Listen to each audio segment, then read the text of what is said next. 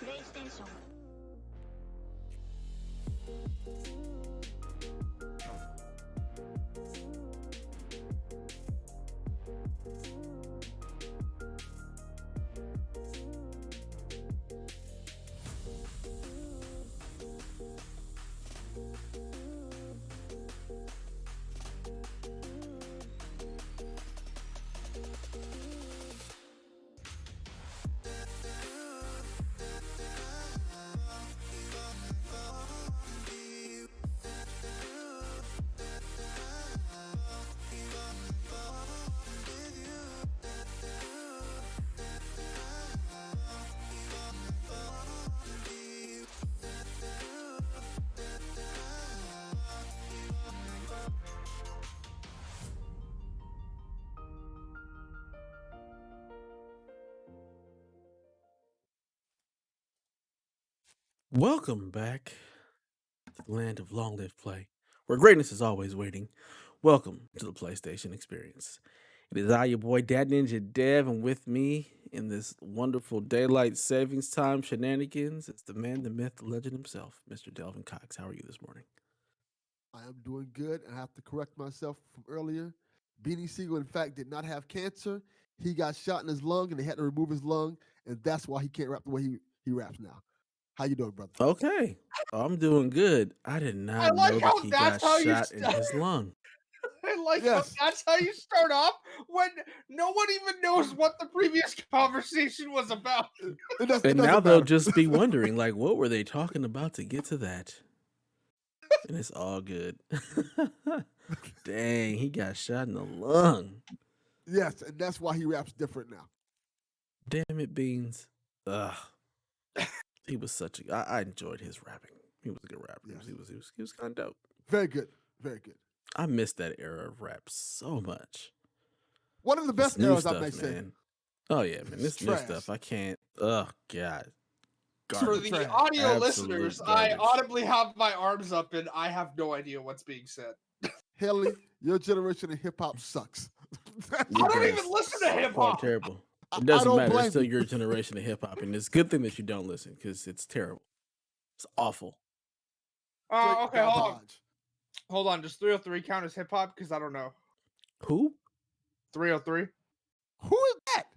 Exactly. I don't know what 303 is or heard of. No. Y'all ever seen the song "Don't Trust Me"? No. Mm-mm. Starstruck. No. Okay. No. I will. I'll link that to you later, Delvin, because I know Dev won't look at it at all. He'll Not look at it. even a chance. Not even a chance. Some weird Canadian group called 303. The only Canadian rapper we recognize is They're not. Drake. They're not Canadian. Oh, let's not recognize Drake.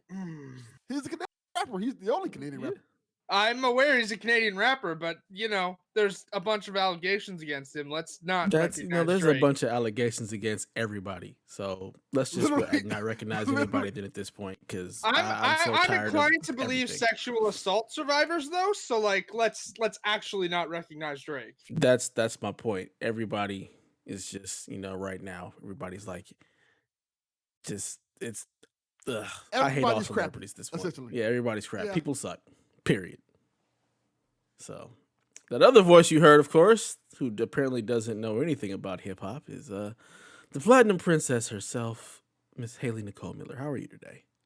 Platinum number 41. I've now platinumed Miles Morales twice. Wow, that's a lot of Find platinums. this woman a job. Hi, I mean, yeah. she just needs to turn the platinums into profits somehow. I don't know how other than streaming, but that's got to be a job there somewhere. I would love to stream, except again, I don't have energy to do that because I'm so focused on trying to find a job. So I gotta say something funny about that. I'll talk about it when we start talking about me for a second. But it's the life of my son. I'll just say I that, mean, yeah? I know your son. Go right ahead. Like it Yeah, doesn't have to we be can me get who right starts into it their right week. now. How Okay. was your week, Delvin?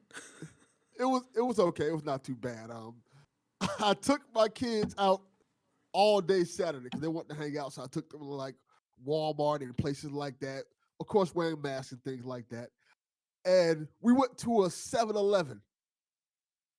and they're buying Slurpees. Well, my daughter was buying Slurpees because she wanted a Slurpee.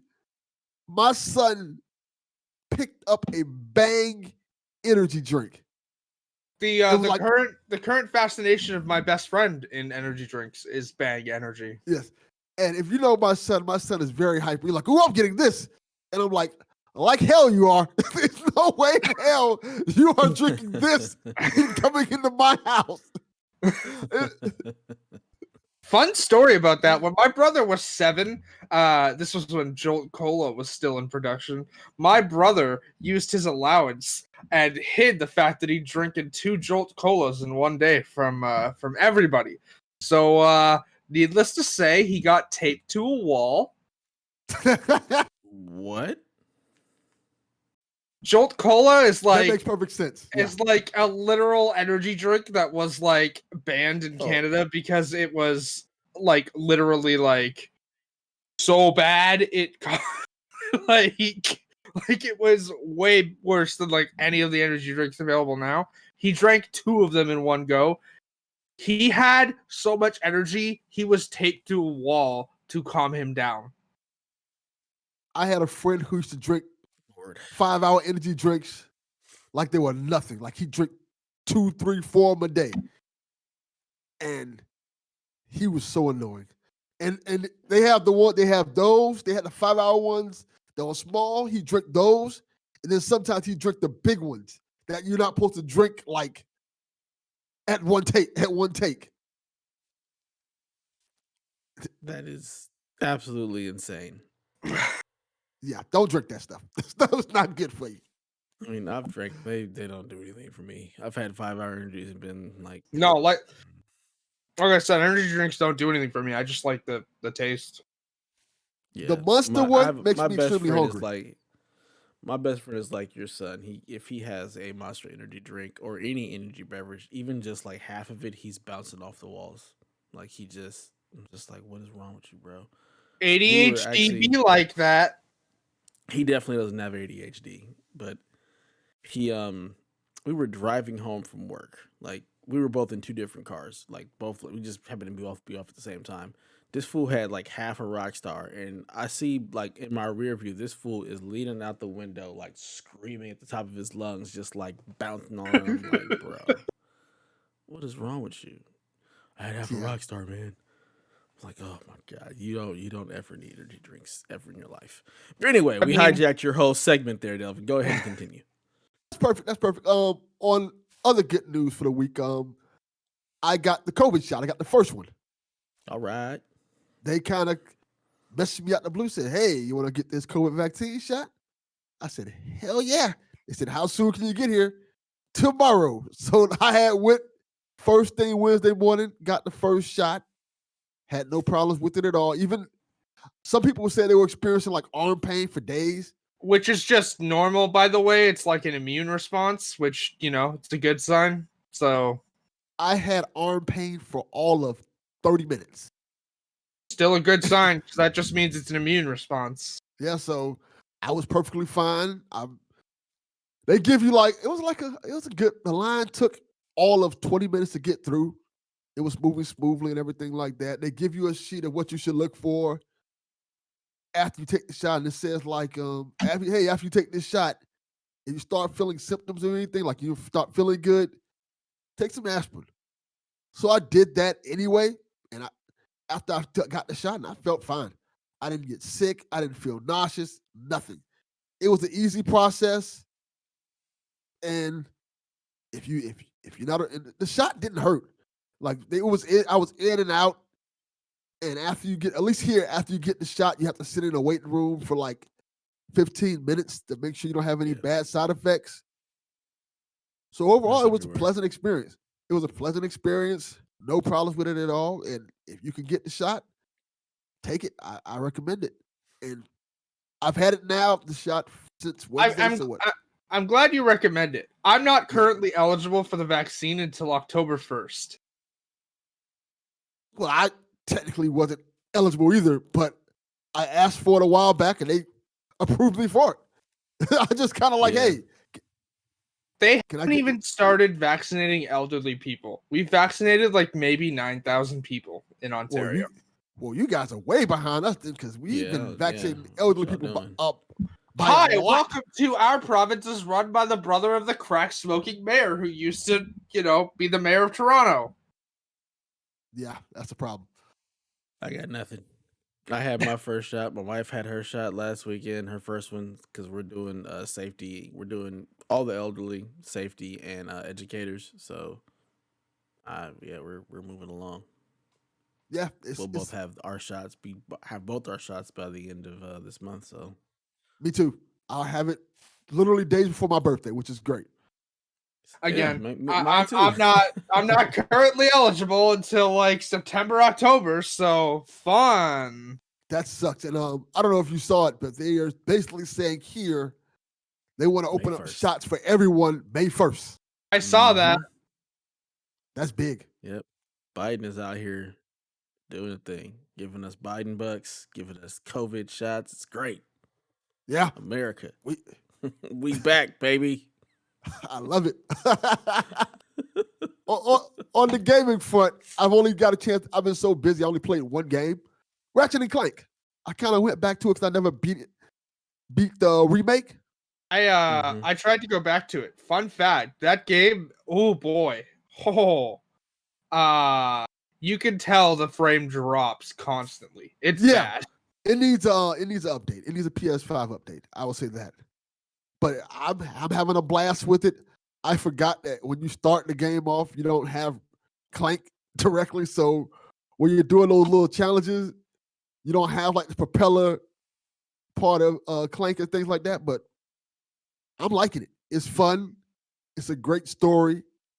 It doesn't look dated per se because it looks Pixar quality. But now looking at it on a PS5 and what we see today, it's like, okay, it reminds me almost like how you look at Toy Story 1 today as opposed to Toy Story 3. You get what I'm saying? Yes, but also don't forget that animation style was chosen specifically because that wasn't just part remake; it was also part movie. Like it was a movie game. Yeah, it was based on the movie and partial remake of the original. So there was a specific animation style chosen for it, and it looks good. It looks great. I feel like a PS5 update would be great for it. And you're not gonna get one. Yeah, most likely you won't. But I'm enjoying it so far. I've been playing. Matter of fact, I have played 2 games. I played that, and I played Devil May Cry, the PS5 version. Okay. Did you ever, by the way, finish Ghost of Tsushima or like? No, because I am halfway through that game, and then life started happening. And I stopped playing games. You guys kind of know the story. I've been talking about that. Oh And I stopped playing games for almost like a month because of everything that was going on because I haven't had time. So when I got back to playing Ghost of Tsushima, like, where the hell am I at? Also, don't forget you did play Postal because you did message me to tell me that it has trophies. Yeah. Thank you for reminding me. I played 5 minutes of Postal. I was gonna say it must have been forgettable. It's kind of like, I would say that, but I forgot that Postal 2 was the one that everybody went crazy over. Yeah. Because Postal 1 was the one that's top down like Grand Theft Auto. Yeah, it's isometric. Yeah, and you have to go shoot everybody in the neighborhood and stuff like that. But it doesn't have that feel of violence like Postal 2 does, because Postal 2 is a first-person game and you're shooting people in that perspective. And it's a little different when you're playing Postal 1. Kind of has that Smash TV feel to it in terms of the violence doesn't feel too gratuitous, even though they're saying gratuitous things and things like that. It doesn't feel too gratuitous as opposed to playing a first-person shooter and doing similar things. Makes sense. Overall, it's an interesting, fun look into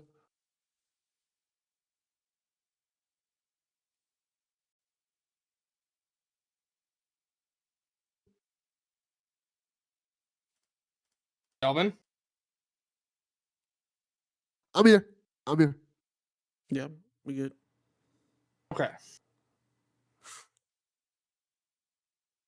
Sorry, my son interrupted as usual. So I mean, you mentioned that was a likely possibility because daylight savings time. So yeah, Oh yeah, it's daylight savings time. I almost forgot about that. yeah, we're all thrown off. It's bad. I hate it. What about I you, guess man? How was your week?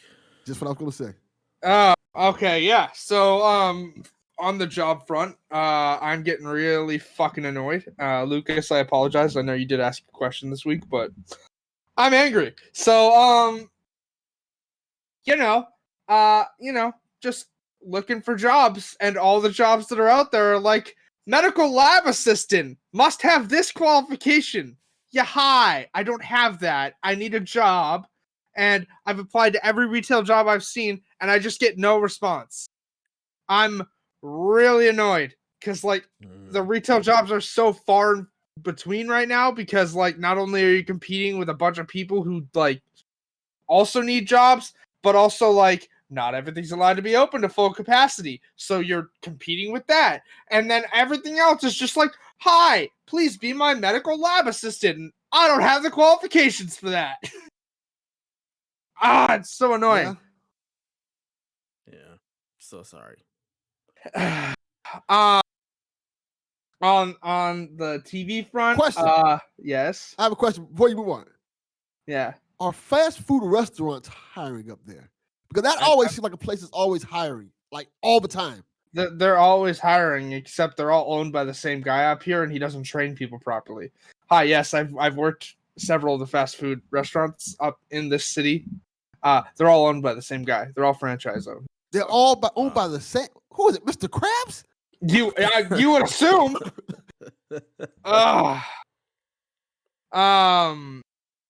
Anyways, on the TV front, enjoying Superman and Lois as usual. Episode 3 was really good.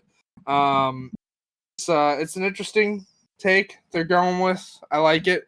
On the Flash front, spoilers, and I really don't give a fuck because this was supposed to be season 6's finale. Hi. You just gave him his powers back at the end of last week's episode, and you immediately fucking take him away again?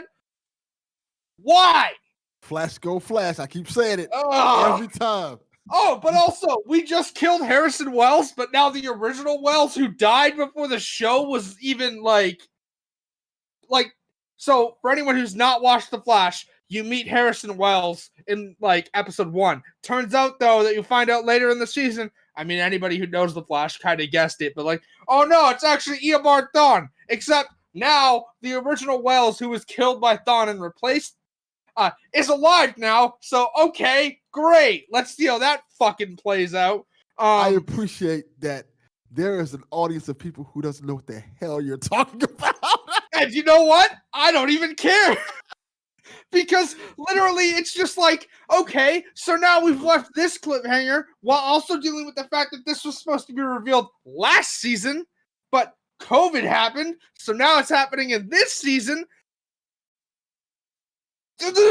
Anyways, so that happened at the end of last week's episode. Tuesday can't come fast enough to find out how the hell they're going to deal with this, because literally the trailer for the episode 3 is I don't have my speed. Then why are we watching The Flash? Yeah. Obviously, Flash. they're teasing. Is there just nothing else they can do with the Flash other than take away his powers? I mean, no, there's a bunch of things, and they're leading up to it. And I'm pretty sure he's gonna get he obviously gets his speed back because he's again wearing the Flash costume in the trailer. So and also he's using speed in the description for episode 4. So obviously he gets his speed back. But I'm just real tired of it because it used to be a thing that would make for a fun episode. He lost his speed for one episode in season 1, and that was when they introduced Farouk, who's kind of like Peter Petrellian, that he's a power leech, but only with electricity-based things. Then in season 2, he gives up his speed to save Wally West's life, gets it back 2 episodes later through essentially recreating the experiment that originally gave him his powers. And then he doesn't lose his speed again until season 6, and then he's gradually losing his speed through every fucking episode. It's just it's annoying. But then also rewatching the Marvel shows. So like I said, I'm halfway through season 2 of Agents of S.H.I.E.L.D. now. That's a So long one. It's good though. yeah, Agents of S.H.I.E.L.D. is good though. Trying to get my mom to watch it because the Miss Marvel show that's going to be on Disney Plus is going to deal with Inhumans, and my mom has no idea what those are. And Agents of S.H.I.E.L.D. deals with Inhumans better than the actual Inhumans TV show does. That show was trash. It was so bad. Don't see it. Don't. Yeah. I'm not. And then, just gearing up for Friday when Falcon and the Winter Soldier comes out. Can't wait for that. I cannot wait. Gonna be exciting. On the what Delvin's been waiting to roast me for, I gave myself an impromptu haircut. No. Tell the other part of it why I'm gonna roast you. Don't just leave that aspect out of it. Hi, I gave myself an impromptu haircut because I couldn't stand continuing to wait for my sister, who can actually cut hair, to show up at my apartment because she's an assistant manager at a place. Also, before anyone asks, no, I can't work with her because there's laws around that. So yes, that is true. Why you just didn't wait for your sister? Yeah, seriously. Because as I've explained multiple times over the past few episodes, I was dealing with an issue with my hair where no matter how much I tried, I couldn't get it to actually get clean. So, it was just, I'd clean it, it would knot up, and then start to fucking smell, which, not exactly great when trying to, do groceries or things. So I was like, screw it. Now I can actually wash it. Yes, it's bad. It looks bad. And so I will be wearing a hat or buying a wig. It looks bad. But I can actually wash it and not have it go bad less than a day after I washed it. So, having really extremely thick hair is annoying. And before anyone asks, why didn't I just go to a barbershop? As I've explained, they're still closed here. So, Dev, you have thick hair. Oh no! I do have thick hair. I mean, I want to ask Dev, what do you use to shampoo your hair with? I have this stuff. What is it called? I cannot think of the name right now because it's early in the morning and I'm drawing a blank. But it's stuff that's specifically for black folk. So yeah, it's not stuff that would work with my hair though. Why wouldn't it work with your hair? It might. I mean, maybe, but also Scotch Porter. That's the name of the brand. You can actually get it at Target now, but it's like a brand that's made specifically for African Americans and whatnot. But yeah, washing my hair takes a while because it is so thick, but it's just a process. Yeah, I know. I usually spend 40 minutes in the shower washing my hair. Also, black people aren't supposed to actually wash their hair every day. It's more of that is true thing. Just our hair is different. So on the gaming front, like I said before, we delve into what Dev's doing with this week. I know it's wash. I mean, you still need to wash your scalp, sir. So on the gaming front, like I said, I platinum Miles Morales, jumped back into some Hitman because the featured contracts are out there. Hitman's not one that I buy it because I enjoy it, but also because you can jump back in over time and new content gets added. They've got the kind of funny featured contracts out there now, and they just added Easy Allies featured contracts. What are those? I meant to ask you. The kind of funny featured contracts. So people can make their own contracts. So how the game will give you a mission eliminate this guy and this guy, and then there's specific challenges related to that, like eliminate this guy using suit only, don't be spotted, stuff like that. Yes. Featured contracts are contracts that for example, there's escalation contracts and then just regular contracts. I believe the featured contracts are usually escalation. I haven't actually played them because I was, refamiliarizing myself with the controls. Escalation contracts are for level 1 of the escalation contract, you can kill the guy in any way. But then the next level, you need to kill the guy while wearing this disguise and using this method of assassination.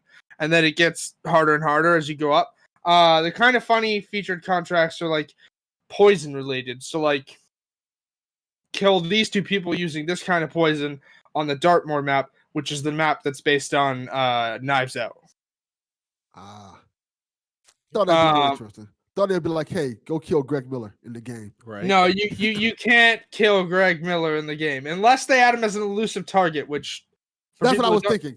They may add him as an elusive target because like Greg's been like he's playing the heel. Also, in Greg Miller news, the football team that Kind of Funny owns is going to the championship for that football league. That was wild. He's literally like becoming the personification of like cartoonish bad guy. Hasn't he always been that though? No. Like, I feel like that's always been his character. Regardless, also jump back into Valhalla. You know, I'm over 110 hours now. Good lord. So, I'm like I literally only have one area on the map right now that I can work on. There's another one I need to do, but it won't unlock until I beat this one. Power level 364, I think it was, that I reached this morning. They've increased the max power cap from 400 to 406, by the way. So, and then, yeah. So that's been about my week. Nice. As for me, life just keeps on trucking. Let's see. My kids are driving me nuts. They're really driving me nuts. Yep. That's how that works. Yeah, man. Just they're getting to the point. I think we're just all to the point where we just are like, I'm ready to be out and do things with other people, and we're just not there yet. So they're driving me. That's why I took mine out yesterday. Yeah, and I think part of it is also just me going through just the different stages of grief with my mom passing. So I'm a little bit more irritable, a little bit more edge than I normally am. Just missing my mom, man. Her birthday is this month, so yeah, just kind of going through it with that. So that's life. Work is just work. Things are kind of getting back to normal there, where we're starting to ramp up and take on more projects and just get more stuff done. A lot of the servers that I'm working on are finally getting finished and things of that nature. So work is just chugging along. So yeah, that's what's been going on my week. Nothing too crazy, just regular life stuff happening. My sister-in-law, my wife is a little worried about her. So that was a long conversation last night until the wee hours, and then realizing, oh wait, it's daylight savings time, so I'm tired. Like we pushed the show back for an hour, but then combined with like the late night pillow talk and the daylight savings, it's just like, well, that hour really didn't help. So hey Dev, I want to ask you this. I want to ask you this because I think this has always been fascinating, and I don't think Haley remembers this. Do you remember the time when you had to actually like set your clock back for daylight savings? I do remember that, actually. Please don't insinuate I'm that young. You are that young because it's not really a thing that much now because most of our clocks do it automatically. Your computer does it. Your phone does it. Hi, I have this issue where I can't go to bed quietly, so I can now, but when I was really young, I used to have an alarm clock and I'd listen to talk radio to fall asleep. I think it's why I actually enjoy podcasts so much, which is unusual for someone with ADHD and autism because generally, like, you can't focus on them. But, like, actually, I've consistently always fallen asleep to, like, podcasts and talk radio and whatnot. I used to have an alarm clock, and when the clock went forward or when the clock went backward, I would have to manually reset the clock, so... I used to do that too. I used to listen to Phil Henry. I used to listen to 610 CKTB, which usually relayed to an American version for overnight shows. So there was like Coast to Coast, which was like a spooky talk show thing where like sometimes I think that is Phil Henry. Where they talk about conspiracy theories and and like aliens. Yeah. It's so weird because it's Yeah, done it in a is. way where it's almost like a parody. Yeah. Because he was like, zombies kidnapped my baby. Yep. These- Yeah. these- Actually, I think I specifically remember that episode. Like, and then anytime it got interrupted with like, because like those local hockey teams, right, like Ontario Hockey League or whatnot, so they'd usually like interrupt the broadcast signal, and I'd be like, oh, come on, I don't want to listen to this. Where's my talk radio? it was so weird. Yeah, That's hilarious. and then on the weekends there was like the best of that, and then there was Yes. also another show that was like also kind of like really American focused. So it's like it was relaying overnight like American talk shows, and it was great. I remember he just Yeah. passed away too, I think, like a couple of years ago, maybe this year. But it was like a very popular show of him talking like to these random people from like all walks of life who experience these paranormal things. So it basically, sound the like- paranormal Delvin Cox experience. Yeah, pretty much. I've never ever heard. Yeah, of no, it. I I've just never loaded. been I just talk radio. loaded up. I just loaded up the website, like the last night's show, experiencing time slips / future predictions. Yeah. That's Yeah. accurate. Tonight, Interesting. meeting with shamans / Sasquatch conversations. yeah, this stuff I used to listen to. It was so weird and out there. I mean, I haven't listened to this in years, but I'm sure it's still just as wild. I don't actually have like a radio, so I can't like put it on at night. But like, yeah, Pretty sure there's apps for that. I'm quite sure there is a Phil Henry app or Yeah. something like that that has all these. Or even 'cause just it's- like there's radio apps like for your phone where you can actually pick up radio broadcasts. yeah. But yeah, I do remember having to actually manually set back every single clock in the house, which was always a pain. I still have to like. I mean, have to reset my my microwave and my stove. Otherwise, we're all thrown I can't off. reset the clock on my microwave because the 3 button doesn't work. So, might be time for a new microwave. hi, yeah, we're not actually allowed to do that because it's actually part of the ventilation for the stove. It's like Oh, it's like and they don't want to yeah. fix that 3 button for you, huh? No, they don't want to fix the microwave in general. We don't have a handle on our microwave. We have to pull the door from the bottom. The handle broke off when we moved in. We didn't break it. It was broken already. What kind of projects did you live in? You can't- Hi, Living under the welcome thumb to of a downtown slumlord. St. Catharines. We have an issue where, like, every 3 days, the building just doesn't have hot water. Oh my god, the building has flies. The building, Your microwave handle microwave ain't got broken. no handle. You get your 3 button don't work. You need to find somebody to report this slumlord that is running your building. Hi, it's government funded. Mr. Krabs. Lord, it's probably run by the same guy that owns all the fast food joints. He's just in Probably. charge of everything. Uh, Oh man. anyways, yeah, no, it's fun because like I went to go take a shower the other day, got in expecting the water to be warm because I let it run for 5 minutes to like heat up. Nope, that was real cold. Jesus Christ. Wow. So on the gaming front for me, I finished God of War finally. That was You that's a gonna good game. you gonna do the Valkyrie fights or? Hell no, Boy! for what?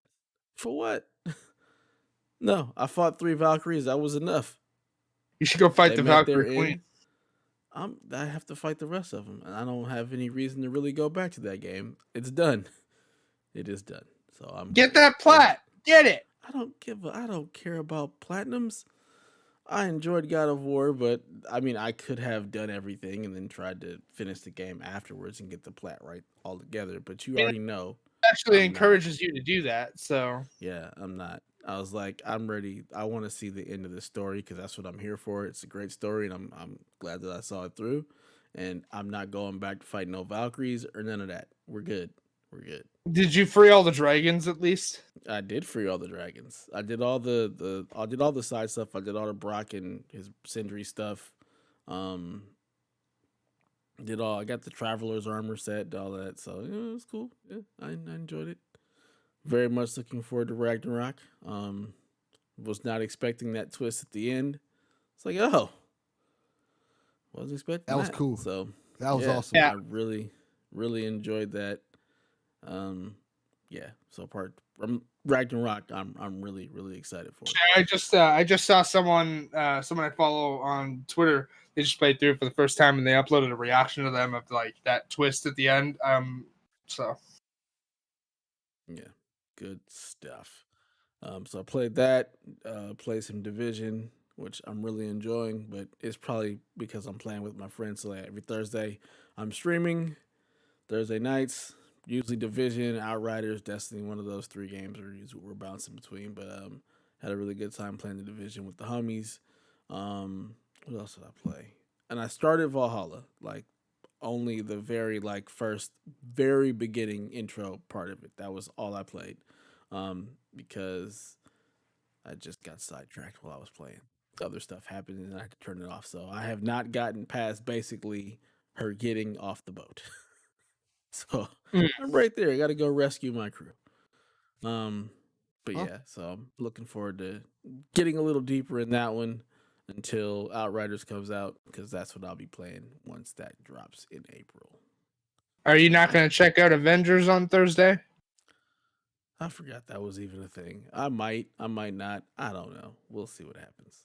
Maybe I'll play that on Thursday. They're making dumb decisions like increasing the amount of XP you need to level up your characters, even though they're already having an issue with that.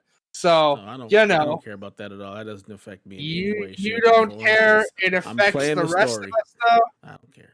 It affects the rest of us, though, who want to deal with the long form content. And man, the amount of XP it took to level up was not an issue your game had.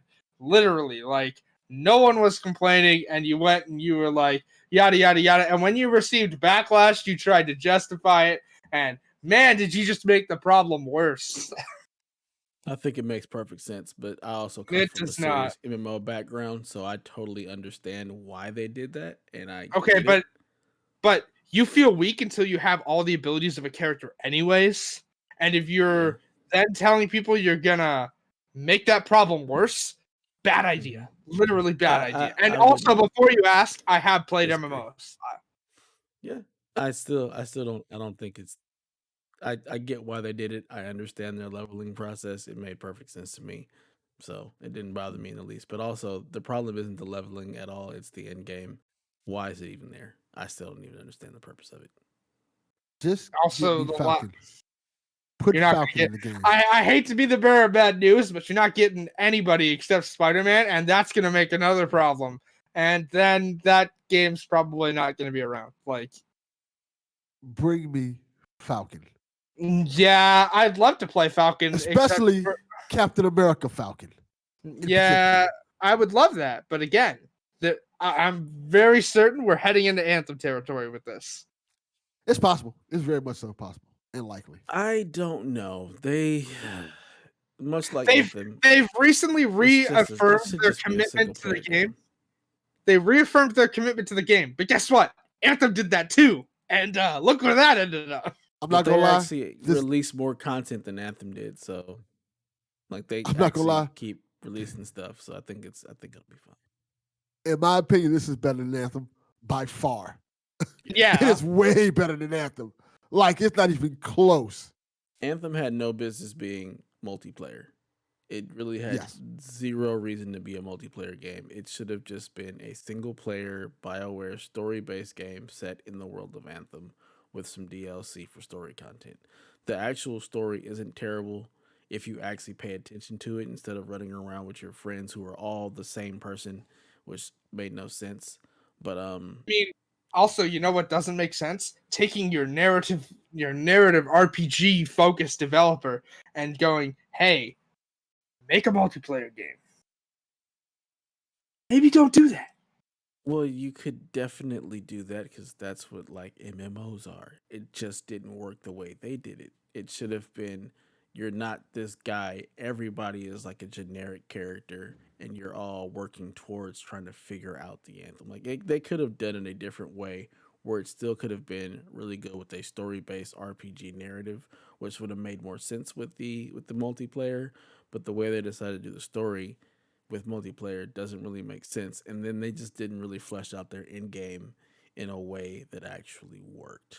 And then EA being EA decided we're just gonna start moving people around and shuttering people. It just all bad. Hey, you know what? I'm just excited to see EA as, hey, we're letting developers do what they want to do approach. Let's see how that works. Also, by the way, I don't think there's no possible way everybody can be the same character. Like, it doesn't make sense how everybody can be the same character. Because I know for a fact the two of you, actually, sorry, Delvin, did you even play Anthem? I played Anthem. Okay. I guarantee you the two of you chose a male character, right? Yeah. I chose. I didn't. There's no way we were the same character. Well, I think he was referring to in terms of the story or something like that, right? Yeah, you're all playing the same person. You're the same person. So when you're playing multiplayer, you all are the same person, essentially. Yeah. Which doesn't make sense because girl and That's you what two I'm chose saying. it too. Yeah. So yes, it's like saying you're the what I'm chosen saying is one, you're all, but also yeah. you're the chosen one, and you're the chosen. How many chosen ones do we have in this one room? Right. Where Destiny is like there's a bunch of guardians. It just makes more sense. yeah. And you're not like the chosen guardian. You're just one of many. So it just It's the makes a lot more equivalent sense of from a playing story. with 4 Commander Shepherds. Mm-hmm. That's Actually, I'd like basically to see how what it that. is. I mean, that was basically what Mass Effect 3's multiplayer was, anyways. So Yes, that's the multiverse Shepard. of madness right there. Yeah. I mean, Shepard wasn't literally like an option to play in multiplayer. Like you could actually play as the other races, but you were literally essentially just you had the same movements and everything. So Yeah. But Anthem's basically telling you, you're Shepard. And this person's also Shepard. And that person is Shepard. We are all Shepard. Oh, yeah. Also, fun fact, I might jump into Fortnite's new season because it's hinting to be like heavily DC Comics related. So maybe we'll get an actually good Supergirl skin. Maybe It's still Fortnite. that'd be nice. Spoilers. I don't care. I'm not doing that shit. I mean, right hey, now. you know what? Shout out to Delvin Jr., by the way, who messaged me the day after the Powerpuff Girls like casting announcement came out, was like, this show looks whack. And I mean, yeah, but I'm just excited to see Chloe Bennett in something again, okay? Because anyone who doesn't know who that is, she plays Daisy Johnson in Agents of S.H.I.E.L.D. She's really good. So, we share the same birthday. I appreciate that Haley went into detail explaining who Chloe Bennett is, but said nothing about who Wally West is or Harrison Hi, I'm Wells. sorry. I expect most people to know who Wally West is. Spoilers. No, they don't. I don't know who Wally West is, but I also don't care, so it doesn't matter. The man was the Flash for 30 years, and before that, he was Kid Flash. So, like, who cares? DC is garbage. You're garbage. We'll find out this week how garbage they are, whether the Snyder Cut's good or not. I mean, the only DC thing I've ever actually been interested in. I hope you know what's fun? I'm not excited to pay $30 for it because again, HBO Max does not exist here. So that is one movie I would have paid $30 for. Okay, but see, here's the thing. I will pay $30 to own it because it's 4 hours long. I am not renting a movie at $30. That would probably be that and Black Widow would probably be the only movies I would consider renting for $30. Also, on the Black Widow front, my God. Hi, just put that film on Premier Access because and Biden even came out and said this, even though aiming for everyone to be eligible for vaccines by May 1st, this does not mean you're getting vaccinated on May 1st. It just means you can get in line for it. Guess what? It's not safe to go sit in a theater on May 7th. Jesus. I'm going to tell you why I'm laughing.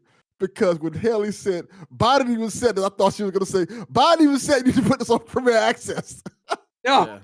No, I Joe was Biden wants Black Widow on Premier Access. No, I'm sorry. Sorry I wasn't clear enough. Biden said, yes, we're aiming to have everyone eligible for vaccines by May 1st. It does not mean you're going to be vaccinated on May 1st. It means you can get in line. So, Disney, you're not going to have a packed theater for Black Widow on May 7th, which you are continually they will somewhere. There will be places. You know what I might do? I'm thinking about it very much so. because they have a thing here where I'm quite sure they probably have where devs at too. You can rent out an AMC theater. Yeah. I know where you can rent out AMC. You may want to do that to help keep their business afloat after that news last week. I may do that just to watch Black Widow, and I think it's like $200 depending on the movie. The price fluctuates based off the movie. It's a Marvel movie. It's probably give me more than $200. But if it's like it ain't that serious. I'm gonna wait till it's free on Disney Plus, and I will watch it that way. I'm not paying them $30 to rent nothing. They can kiss my black ass. But if it's $200, $300, I can get myself and my brother and a few other people to rent out a theater with me. Just release it on Premier Access. I'm so tired of this. It's not safe to be sitting in a theater with 30 other people right now. Have you met America? Profits over people. We don't care. At all. I'm aware that that's the fucking problem. We're about to have WrestleMania. Do your damn job. Also, the mask goes over your nose, not wearing it under your nose. We are about to have WrestleMania with 47,000 people in attendance. You know what? That's Vince. What's his name? He's an idiot. He's a goddamn idiot. That Vince, what's his name? I tell you, I can't remember what his last name is. It's Vince McMahon. There we go. I was pretty sure it was that. That man's a freaking idiot. Okay, he's always been an idiot. Yes, making that money. That's great, but at the cost of people's safety. Because everyone in that freaking auditorium, theater, arena, they ain't gonna be wearing masks because it's in Florida. Yeah. Hey, money talks. How do you not care about people's safety?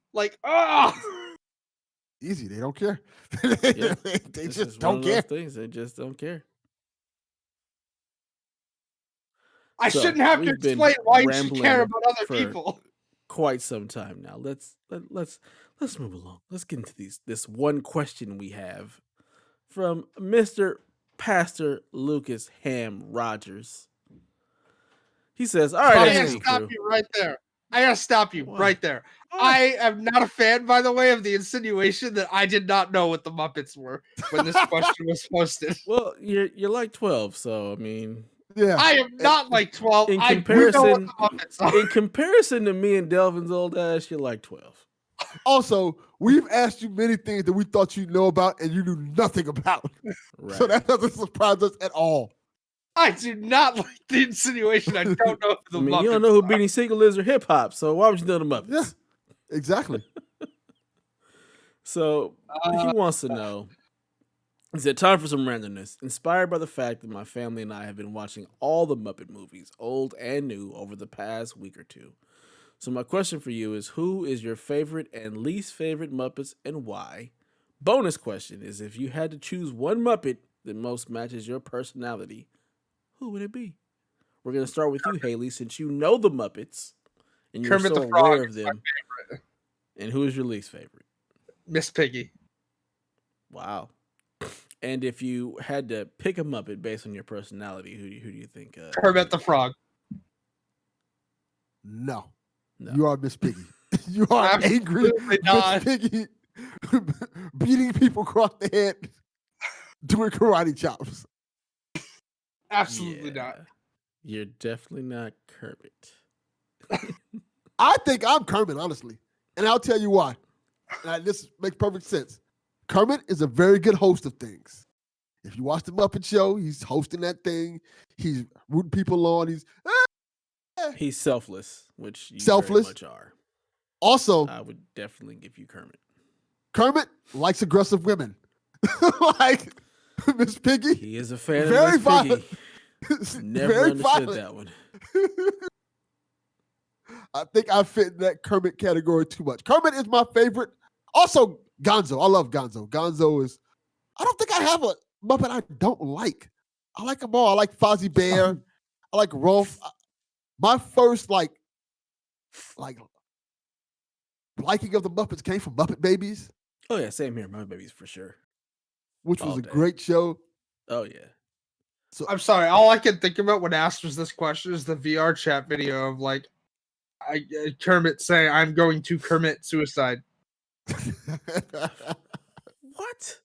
what Yeah. have you Okay, watched? okay. So there's a video of someone on VR chat going up to Kermit the Frog, and he's like, "Oh, I want to touch your froggy ass," and Kermit's like, "What? What are And you starts running. watching? And then he goes, "I'm going to commit suicide," and jumps off the building. Okay then. But yeah, Kermit's my favorite. If I had to pick one for Dev, who I think Dev is, I want to say Rolf. That's my dude right there, man. Cool. Who's the Swedish chef? Oh. Trying to think who would be the Swedish chef. Lucas. Yeah, that fits. For Half sure, the time I don't know what Lucas is talking about. Bingo. He got them jokes, man. He's always making jokes, and if you're not paying attention, you really don't know what the hell he's talking about.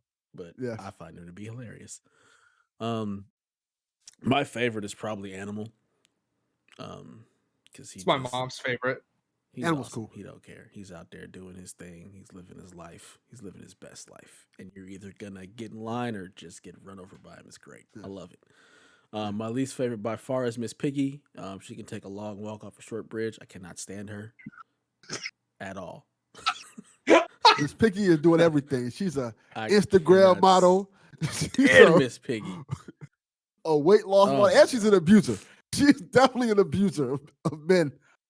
She is the worst. I cannot stand her.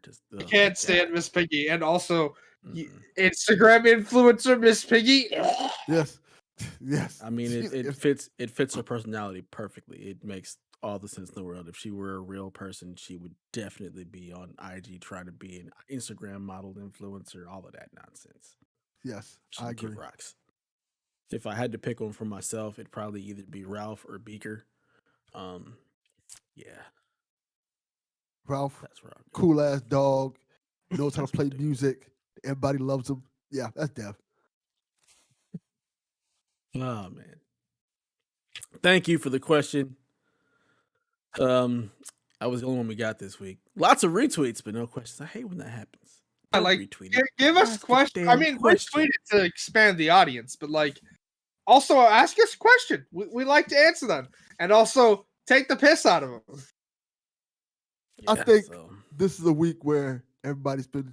There's been that much news except that one big story that we're gonna talk about. Dude, it has been just a kind of a weird week. Outside of the Bethesda thing, I feel like it's just been slow. Yeah, Like, there's just not been a whole lot going on other than Biden bucks. So yeah. I mean, kinda. Biden bucks that don't even have Biden's name on them. But I mean, good. Yeah. He's not a narcissist. Only an asshole would do that. I mean, yes, but also I'm literally glad he came out and was like, I'm not putting my name on these that delay these checks. Get him out. Like, yeah, and they got him out indeed because I got mine less than 24 hours after he signed the thing. I was like, yeah, hi. As everyone knows, I'm not eligible, but I'm glad y'all are because y'all needed that help. Like, yeah, I'll take this extra money. I mean, I'm not turning it down. That's for sure. One of my favorite things to see on Twitter is people say, I don't need this money. I'll just take $600 and flip it because I'm an entrepreneur. I said, yo, shut your ass up and take this. I mean, you don't need that 14. money? Okay, I'll take it. Give it to me. I could use that money. Right. Just because you don't mean it doesn't mean everybody else doesn't. So I could take 600 and flip it. Oh, shut up. Yeah, get out of here. Show nonsense. I'm gonna take $600 and flip it. Okay, then go do that. Like, who cares? Yeah. Keep your information to yourself. Get out of here with that. I will be enjoying my 1400 and not complaining one bit. You don't get them for your children's? Well, I didn't want to say that part. But yeah. I mean, I'll just say this. We're getting a grip. That's all I gotta say. Yeah, buddy. I'm Plus really happy income for tax, my friends who have multiple children. Like, all right, you getting all that money. I know they need it too. So yeah, I got my 5,600. I'm gonna defer to my children that's 1,400s now. Hey, little 1,400. You want some McDonald's? It's the least I can do. Yeah. Thank you. Yeah. Jesus. We going to Sizzler. We going to We going Sizzler. Sizzler. We going Uh, Sizzler. Oh, that's a Horrible. great movie. That's a You seen- great movie. Have you seen the memes of people talking about things they're gonna buy with their $1,400? Like, hey, Yes, they're gonna- yes, I have. I've seen the like $1,400 me showing up at Starbucks. How much to bang the mermaid? Or- yeah, I seen the one like, hey, oh, going to Target. How much is that big ball outside? Yeah, I see. Those memes are great. I saw one last night from Mario Rivera. Literally, like he's like a burger person, and he's just like, "How much to take it home?" Yeah, that one. I seen the one from McDonald's. Bring me the clown. Yeah,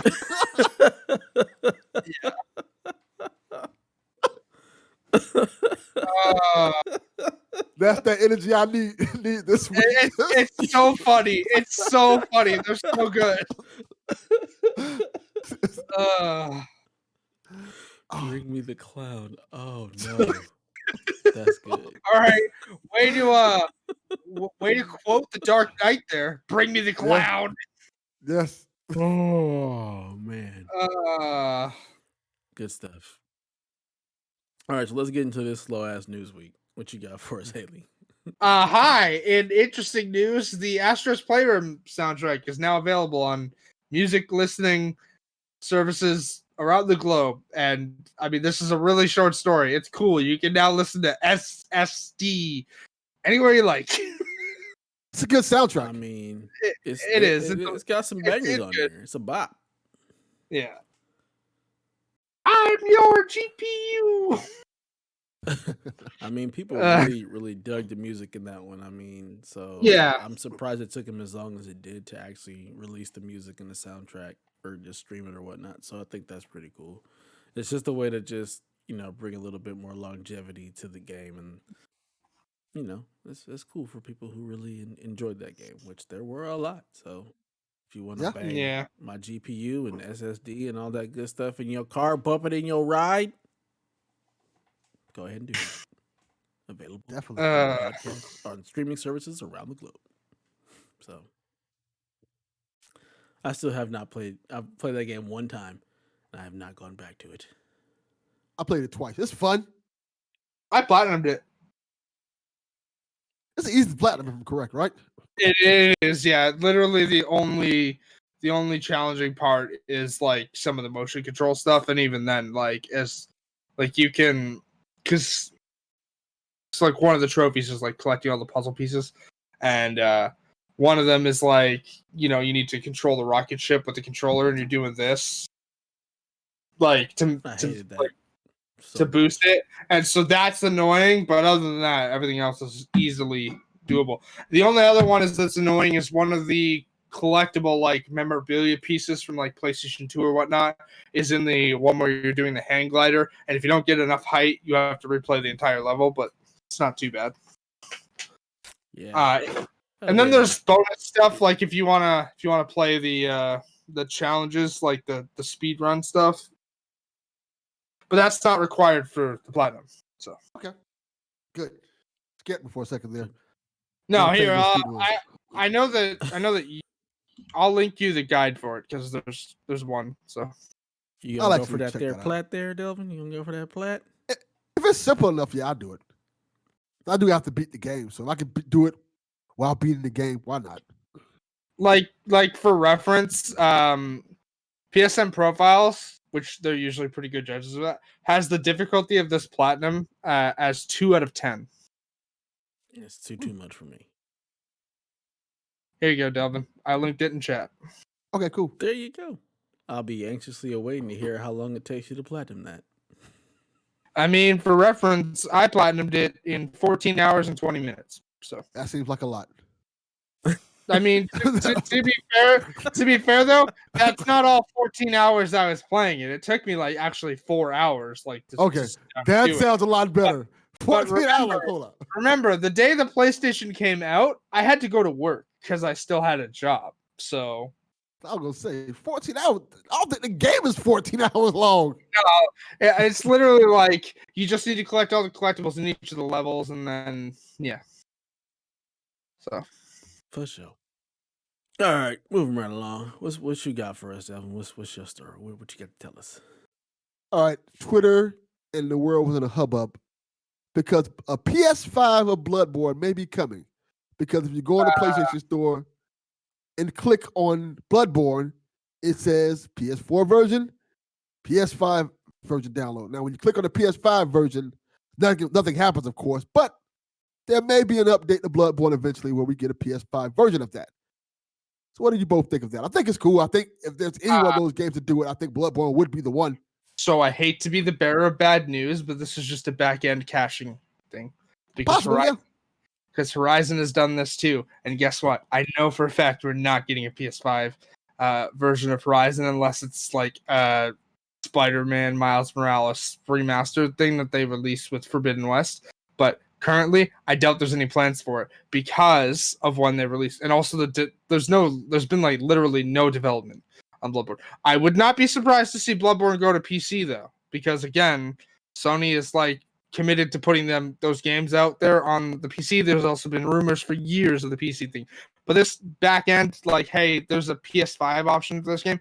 Watch Dogs does that, like the first Watch Dogs. That game's not coming to PS5. Out of all those games, I can see Bloodborne having a PS5 version, or at least see them doing that for Bloodborne too. Bloodborne and Horizon, to be perfectly honest. I feel like eventually they'll both have optimized PS5 versions of the game. Now, how much they get into detail with it? They might get patches, but not an actual PS5 version. I think that they will do a PS5 version for Bloodborne. Specifically because like in order to get like the 120 frames and everything, it has to be a native PS5 version. I think with the amount of love that Bloodborne has, that eventually they will actually make a PS5 version of it. I do honestly believe that'll happen, especially with it coming to PC. Out of all those type of games, I think that's the one that seems the most logical to have it. Honestly, I agree because people love Bloodborne. They do. Like they are obsessed with that game. I still love Fred Mirabelle's like, I'm not playing Bloodborne on my PS5, not unless it's 60 frames. I agree. I'm the same way. Makes like sense. I haven't played it, and I won't play it unless it's got a better frame rate because I can't play things in 30. It drives me nuts. It's just I can't do it. Is Ratchet gonna have a 60 FPS mode? Because it looks like they're sticking with 30. No, I'm pretty sure they said there's a 60 frame per second mode. I swear to God, I read that. I read that there's, I believe, a 4K option and then a performance mode. Because otherwise, I think all the trailers were sticking with the ray tracing, so kind of seems like that's what they're focusing on. I will say this: as a person who's played Demon Souls in 60, it makes a big difference in those games in particular. Yeah, it does. The fun thing is when you uncap the frame rate in the older Dark Souls games, and the game doesn't function properly. It makes it easier, almost. Insomniac confirmed that there will be a 60 frames per second mode. Yeah, I wasn't certain on that, but all the trailers have just been focusing on the ray tracing. So, yeah, 60 frames. If you don't have 60 frames, why are you even making games at this point? So I take it you're not going to play Watch Dogs Legion then? I've played it on PC and I realized it was 60 frames there, and I was just like, this does it just didn't grab me, so I have no. There's literally no option to play it in 60 frames on console, like because literally like it's ray tracing. That's it. There's no option to play it in 60 frames per second. Yeah, I forgot I own that PS5 version. Yeah, if I played it, it would be on PC, but it didn't grab me at all. I don't like the randomness of the characters. I want to play Watch Dogs 2, basically. Just give me that again. I'd love a whole like PS5, Xbox Series X version of Watch Dogs 1 and 2. I mean, Watch Dogs 2 over 1. I wouldn't want to replay it. I just want a new story with those characters. I definitely wouldn't replay it. I enjoyed my playthrough of that enough. That was my story. I don't want to do that again. If Watch Dogs 2 gets a remastered, I play through it. I mean, I'll platinum it again because I platinum Watch Dogs 2. I'd give it a second chance. Yeah. I mean, I played it on PC. I have it on PC, so them giving me a remastered version of it, I probably wouldn't pick it up. I love that game though. It's one of probably my favorite games of all time. It's probably in my top 10. I think everybody telling me that, hey, you should play Marcus this way, kind of turned me off from it in terms of. Yeah, I was not a fan of the conversation around that game where everyone's like, well, Marcus doesn't seem like the guy. I'm like, I don't care what you think Marcus is. They give me the option to use a full-on assault rifle against people. I'm going to use a full-on assault rifle against people. I don't care. Yeah, because when I played part 1 with Aiden, I was kind of balls to the wall, action, use my computer smarts when needed. And when I was playing Marcus, they're like, oh, you probably should play Marcus this way because Marcus is nonviolent. Okay, I get that. I'm not good at playing this way. so this is not fun to me. That's like I admire people who do like the clean hands. Like I'm still attempting it. I have Dishonored 1 installed. You were exactly who I was going to mention, albeit except for the fact that you're not pressuring people to play the game that way. Play the game Like- however the hell you want. No, exactly. But there Do are what you people who gotta go, do. anybody who can't play Dishonored clean hands, don't even bother. And I'm just like, well, why you got to ruin it? Because like the games are meant to have fun, and the game Have gives you not the option. killed people in that game? Because it's quite fun to murder things in Dishonored. Killing people in Dishonored is way more enjoyable than letting them live. I'm not going to lie. It is so much more enjoyable. I'm excited to see how Deathloop handles that. I wonder if there's like, because I mean, like the whole process, the whole thing is like, hey, you got to kill people. But I wonder if there's a way to like everybody. Definitely, I don't even see a point of not killing people. I want to kill everyone. It looks so good. Yeah, I'm very excited, and they've said some powers from Dishonored are returning, so that's nice. Oh, yeah, I did not even know that. Yeah, they mentioned that I think in the tweet the other week that some powers from Dishonored are returning. I wouldn't expect anything like possession or something like that, but maybe like Domino where you can link targets together or like the teleportation. I just want to teleport. Yeah. That's the only power I ever even used in Dishonored. Even Dishonored 2, I just, for the most part, was teleport. I didn't use the access to the back. I did use a domino because if I can put multiple people to sleep at the same time, fantastic. I forget. Did you play as Emily? Yeah. Yeah. Okay. Yeah. That's good stuff. All right. Our final little quick story. Novo anti-cheat is coming to PS5. Not the anti-tamper, which is the more notorious one for breaking things. But apparently this software has also been in several PS5 games already. It just wasn't, mentioned, which I find very interesting. So basically it's just an anti-cheat software that is, used to try to combat cheating. There's a lot of, it's one way that people either love it or hate it, because it can cause performance issues. It's not as bad as the anti-tamper software, which causes the more egregious issues. But in PC, the de novo, however you say it, software has definitely caused some games to run like crap, i.e. Doom, which had to take it out of the game because it caused so much of a performance bottleneck issue. Where they had to just get it became it became a Photoshop slideshow. Yeah, it was real bad. But it's very interesting. Yeah, that apparently it's already been in a number of PS5 launch titles. And the fact that it doesn't have to be used, it's just like an option for the devs to actually put in the game if they'd like. So it'll be interesting to find out once we get more information about which games are using it and if it is causing any kind of performance issues. But I'll tell you, it's good to combat the cheaters because, for example, Destiny, man, like the cheating in that game is so rampant, it really destroys the Crucible experience for a lot of people.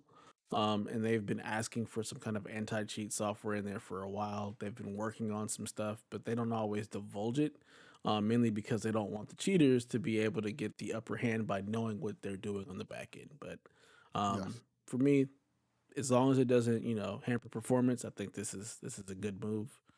So interesting. Very polarizing. Not on Very polarizing. not on the Novo thing, but on our conversation of like Deathloop. Yeah, I found the tweet. It was on February 26th, actually, from IGN. Deathloop will feature returning powers from Dishonored, as well as its freeform approach, according to the game's director, and this was part of IGN's FanFest. So, Okay, cool. Very cool. I'll definitely be picking that one up. So this the Novo things. Call of Duty. That's the main thing that I mean, it doesn't help in that. Like, I don't know. So this is the problem with it. Like, our conversation in the Discord this week, where I got very heated because nobody believed me how bad Novo is on PC. Regardless, the problem with this is that most people know how to crack Novo already, and so you're still going to encounter cheaters in Call of Duty, in Apex, in Fortnite, because the problem is they already know how to crack the software. And it's very different on it's very different on PlayStation than it is on PC. It's a lot harder to cheat on console. A lot. I mean, harder to cheat on console. I'm sure it's a lot harder, but the amount of cheaters I encounter in Call of Duty or Fortnite or Apex would suggest otherwise. Oh, so let me ask you this then: how does this affect crossplay? That's a good question, because you can't because this is the problem, right? Like, there's anti-cheat on pretty much anything nowadays, I would assume. I know that this is like Ubisoft thing. Ubisoft has the Helix store in like Assassin's Creed, or the credit store in Watch Dogs, for example. And on PC, people are allowed to mod their games and whatnot, right? Mm-hmm. They have an anti-cheat that will check your mods to make sure that you're not like giving yourself armor that you have to pay money for. Like, and people still find a way to get around that. So like, but then the crossplay situation you're asking about with like Call of Duty or whatnot, you're gonna encounter cheaters no matter what platform you're playing on. There are cheaters on Apex Legends on Switch already. So see, that's what I was wondering. Like, if you're playing with somebody on Switch and they're cheating, and you're on PS4 or PS5, does the software catch you'll that? still kill them. You'll still kill them because they're on Switch. You have to cheat on Switch to be able to actually compete with anybody on any other console. But again, like, that's the point, right? Like, there's an anti-cheat solution in there somewhere. Generally, especially in like Call of Duty or whatnot, and they're still beating it. They're still getting in there and having their like auto aim through 3 brick walls across the map. You got murdered. Or that famous Modern Warfare 2, I think it is, clip where someone's pointing a gun and then they use the knife and they just go halfway across the map and stab the guy to death. Cheaters gonna cheat. Yeah. I have played a multiplayer game. This was a while back, where as soon as whoa, Delvin played a multiplayer game. Yeah, wow. This is why I stopped. There was a time. because there was a time. As soon as you know how they load you into the map. Yeah. As soon as my character loaded in the map, he was immediately shot in the head. I'm like, how is that even possible? Like, I just like, how do you not even get a chance to walk? Yeah. My favorite is in Fortnite, because everybody can drop their, like, there's a certain point where everyone's parachute will pop, but like, you can pop your parachute higher if you want to or whatnot, is when people get to the ground and just start shooting at people in the parachutes, and there's no way you're supposed to be able to hit people that high. It's very fun to watch the guy beside you, his parachute just right down to the ground. It's just, I don't know how that's even fun to me. Like, how is that fun to just be able to like cheat to win? That doesn't seem entertaining to me in the least bit. I think what's fun for them, I mean, that, but also I think what's fun for them is that the fun is actually in seeing how long they can evade Activision's ban hammer, because Activision is usually generally like attempting to literally ban all of these people that are cheating. Sometimes they ban the wrong people. They've done that, and there's no way to appeal it. So like, you'll get banned from the game for doing nothing wrong, and then have to like cause a huge storm on Twitter to get your stuff back. But like, that's generally where cheaters find their most fun, is in like attempting to evade the ban hammer. that's generally where they find their most fun I've seen, because there's people who will stream themselves cheating. Like, Yep. so Oh boy. Yeah, I think a lot of the thrill for the cheaters is just being able to avoid, being captured and just seeing how long they can get away with it, and then just, they're trolls, so they like, ruining other people's experiences. That's part of the fun for them. I honestly, if I run into cheaters half the time, I don't even know. I don't really care. When I'm playing multiplayer games, I don't care enough for it to really matter. So I'm just there shooting things. I don't really care about the cheating aspect of it. It just I don't allow myself to get bothered by it so much. So, and a lot of times I don't care. So they're Makes sense. there. It's something you deal with. I'm not gonna let it affect my fun of the game.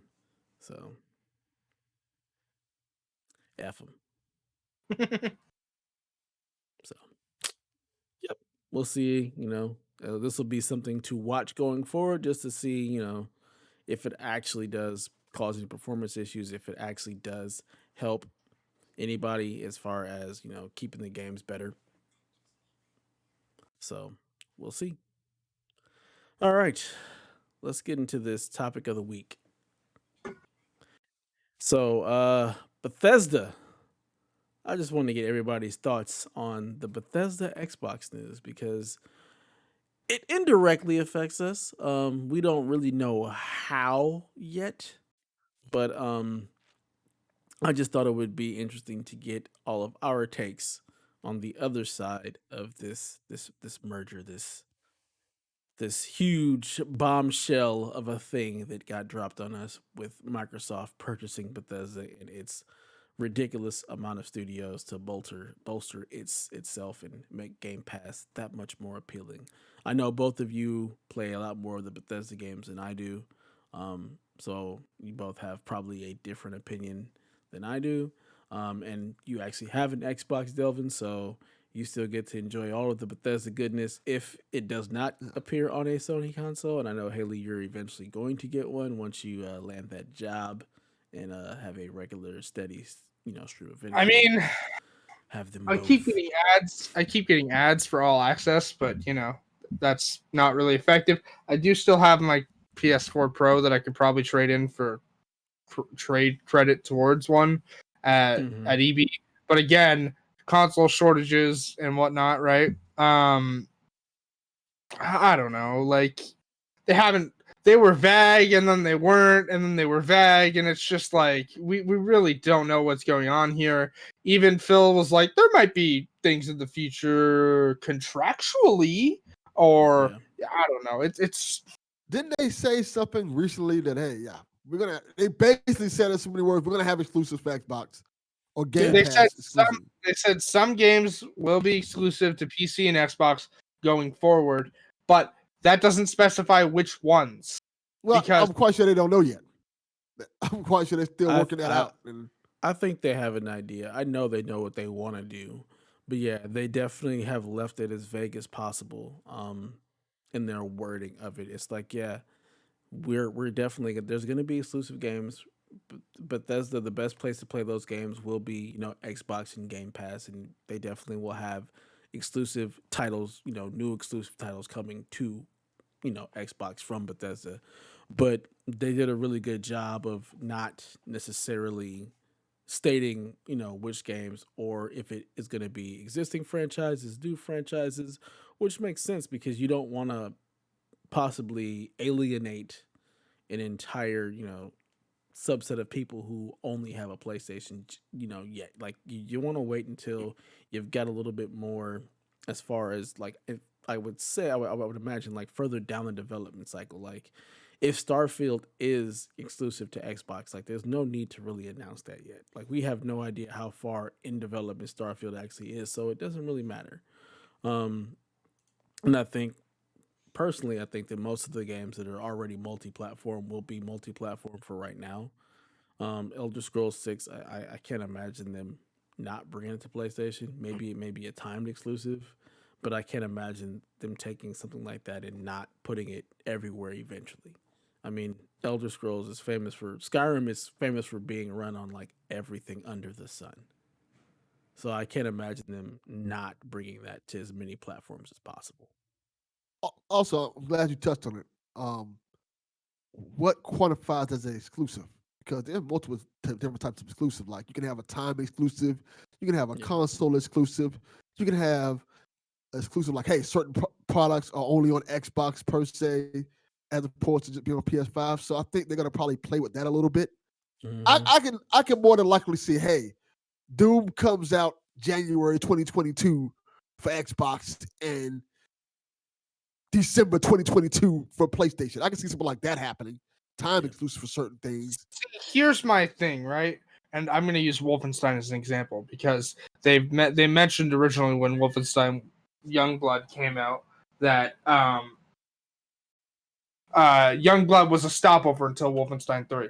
So let's just say, for example, all Bethesda games are now exclusive to Xbox and PC because Game Pass or whatnot. So now you've cut off the end of a trilogy to a trilogy of games that was originally multi-platform. You've now cut off access to the end of that story if you don't have access to a PC that can handle Wolfenstein. And I'm not even talking Game Pass here before somebody jumps in. You've now cut off that ending to that story. So why are you doing that?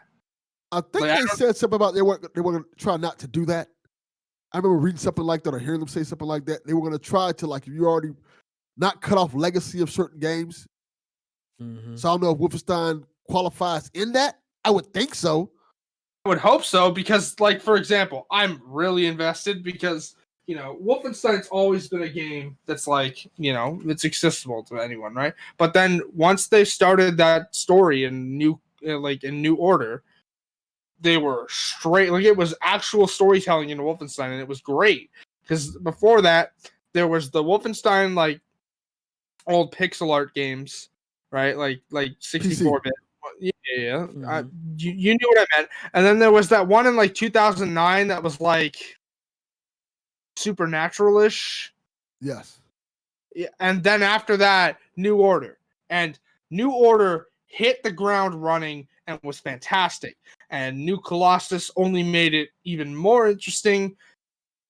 And I'm very excited to see where that whole thing goes, right? Because Youngblood kind of teases that, like, hey, you know, the Nazis aren't in America anymore because, you know, we beat them back. So I'm excited to see how that works, you know, because especially where Wolfenstein 2 ended.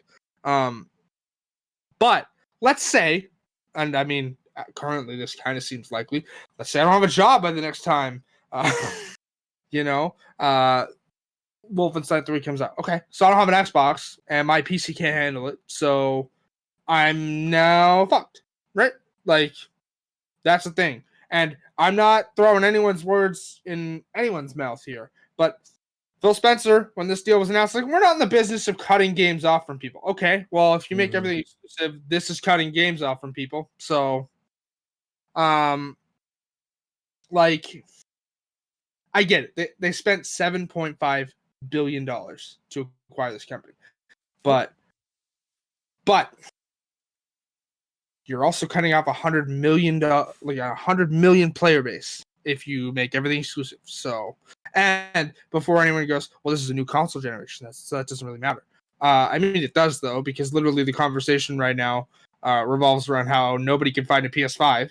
So, but I don't hear anyone saying the same for Xboxes.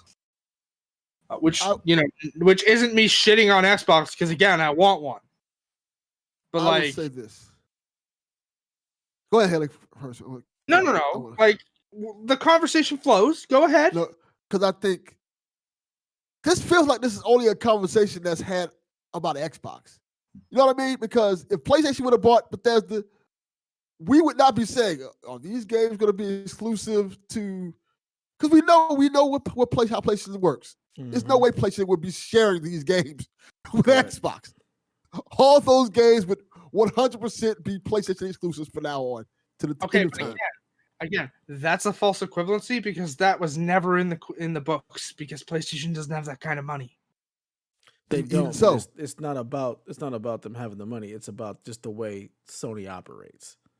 Like, we know for a fact if Sony were to acquire or when they do acquire studios, it's not to make games multi-platform. So like, would the question would be, would people be as upset as they are with this whole Bethesda acquisition in Microsoft if it were the reverse? And a lot of times it feels Exactly. like no. It feels like people just don't seem to be as upset or mad at Sony as they are when it comes to Microsoft. Like Microsoft just seems to get like the raw end of the deal most of the time.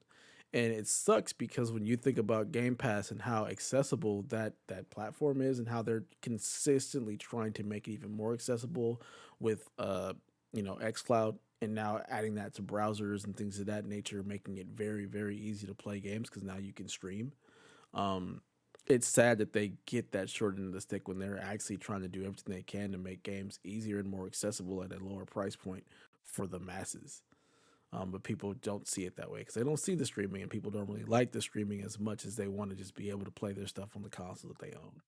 So it's And really I, interesting. I mean, it's so funny because right yeah, now on the Xbox, you can remote play PlayStation through the Edge browser. Like, yeah, which is crazy. I think the fact that we're even having this conversation about this is kind of dope that Microsoft is doing it, because if this was PlayStation, we would not be having this conversation at all. In terms of like, we know what they would be doing. Microsoft is like, hey, we're open to putting other games, our exclusive games, on PlayStation. We're open to putting them on Switch. They basically they're basically saying we don't want to cut everybody off. Now there are going to be some games that we have to be realistic about the situation as well. Like there are some games that are going to be Xbox exclusive because we have to make money and we have to give people a reason to come to Xbox. So But here's my thing. My issue isn't that Xbox bought Bethesda. My issue is that a third-party developer is no longer third-party. And I'm getting real tired of everyone saying Sony or Nintendo needs to make a buyback move. And it's like, no. And Imran Khan this week had a valid tweet. And on the Bethesda front, I kind of agree, I kind of don't. Imran Khan made a tweet the day the acquisition was finalized. And I'm going to grab it and I'm going to read it for you right now. Because not only did Imran Khan get shit on to the nth degree for it, it got so toxic that people had to unfollow the person tweeting at Imran about it. Not mentioning names, but people in our Discord know what they are. Imran Khan tweeted the other day that, Vamp. I mean, I agree with the whole third party developer no longer being third party thing. I think that sucks. I don't want to lose third party developers, especially ones who are way more multi platform focused. Like if it was a third party developer who mainly made Xbox games, I wouldn't care. Like that just feels like that makes sense. You bring them in house, they're pretty much Xbox only developer, like a 343 or something, you know. When it comes to like Insomniac only ever made one game that went to multiple platforms. So like them being bought by Sony, it doesn't feel as egregious as taking Bethesda, who has always been a multi-platform studio, and now they're no longer a third party. They're a first party studio with one side. So it's different when it's a third party who really only ever made games on one system, and every now and again a game may become multi-platform. But when you take a large third party and now they're just rolled into one, that kind of sucks. Just from just an overall gaming standpoint. So Imran Khan tweeted on March 9th. Microsoft's biggest win today was probably marketing a massive acquisition as something to celebrate and congratulate like a birthday party, instead of something kind of awkward and worrying. Oh well. And then he replied to it, I think we're kind of at this weird thing where if Disney bought Comcast, people on Twitter would be posting gifs of cartoon characters dancing and going, fucking finally, I don't have to subscribe to Peacock for The Office. And then he tweeted afterwards, because he started receiving heat, consolidation is worrying, in quotation marks. Please stop being mean to Microsoft specifically. I think there are levels to that. There's not levels to it. I'm sorry. I think it is because I'm going to categorically shut that down right now. I'm going to say this, because sometimes people cheer it because it's something like, for example, the Disney Fox deal. People cheered that because they wanted. That was an issue too, because immediately afterwards, Disney started closing Fox studios and yada yada. Yada. There's always been issues, and Imran Khan has been one of the only people I've seen out there tweeting that it's bad. But we can understand that people thinking it's bad. There are good parts and bad parts to everything. But there are always going to be people who cheerlead things that they want to see happen. Like the Fox universe, people wanted to see. They've been saying for years they wanted Disney to take over that Marvel Fox universe because it was so bad. People were like, hey, we want to get our Marvel characters back into the MCU because we know that Marvel will take better hands. Now, when we start talking about a monopoly, that's a whole nother thing. And that's business talk. And that's things that the common person doesn't really worry about per se. And you can a say lot of times, while certain things get closed, other things get open. So while it does take away some opportunities in some places, it's going to create other ones as well. Like Delvin said, there's levels to it. It's not just completely black and white. Like there's so much more nuance. But my issue is when places that are supposed to worry about monopolization just don't, because the Disney Fox merger shouldn't have been allowed to happen. Sorry, it wasn't a Disney Fox merger because Fox still exists. They just sold parts of what they own to another company, but they still exist and can still make content. Yes, Fox is still a thing. I'm aware. Very much so. I'm aware. Fox wanted to get out of the business of anything that wasn't Fox News or Fox Sports. So they sold their stuff. That's not necessarily a merger of any kind whatsoever. That's not antitrust. It's not even monopolization. They wanted out. They didn't want to have this part of their business. They wanted to focus on sports and news. And they sold the rest of it, which is completely their right. If I own these IPs, I have the right to sell them if I want. If I want to go sell my computer to some place who's selling computers, I have that right because I own it. I think monopolization in terms of that comes more of an issue when it's like Disney trying to buy Paramount and they're trying to buy these other big studios that literally control the movie industry. Like we still, even with Disney owning Fox, there's still a Paramount, there's still a Sony, there's still plenty of other movie companies and studios that are making, even Netflix for that matter, that are making tons of money. Mm-hmm. Netflix is only making money because of investors who don't know that they should probably be pulling out of Netflix, but but they're still making tons of money. So it's kind of a crazy thing. And I agree. I don't like third parties and bringing it back to video games. I don't like third parties selling off to first parties because it almost limits that scope. Microsoft says we're going to let Bethesda do what they want to do. And right now, I kind of believe they are. But what happens when 5 years from down the line? Yeah, that's 10 years down the line. Is that always going to be the thing? And is Bethesda going to become just another Microsoft company? Which, as of right now, it doesn't seem that way. But, things change. And also, I'm always okay with third parties selling this stuff off when it comes to like, hey, either EA sells or we're not going to have EA anymore. I don't want to see that. I don't want to live in a world where we're like, hey, there's no more NBA 2K or NBA Live or these certain things that we love from EA. I don't like seeing game companies close down. I want to see more companies open up and more third parties become a thing. And I think we're kind of seeing that with certain companies. Like, what's the second party company that we keep talking about that keeps buying up everything? Oh, you mean Embracer? No. Tencent, yeah. Tencent is one of them. Yeah, but Embracer Group, which is THQ Nordic. Yeah, THQ Nordic. They're going to eventually be a big third party. They already are. They own like 5,000 studios or something like that. Sorry, they own like 5,000 IP. It's ridiculous. They don't own that many studios because that many studios don't exist. This conversation wouldn't be that big of a deal if that many studios existed. My issue, more or less, is that people are like, okay, so Xbox, when you buy Ubisoft, when you buy, like, this needs to stop. The industry is so small already. We can't just have every company buy up all the third parties and, now you're screwed if you don't have that console. Like, this is worrying for that reason.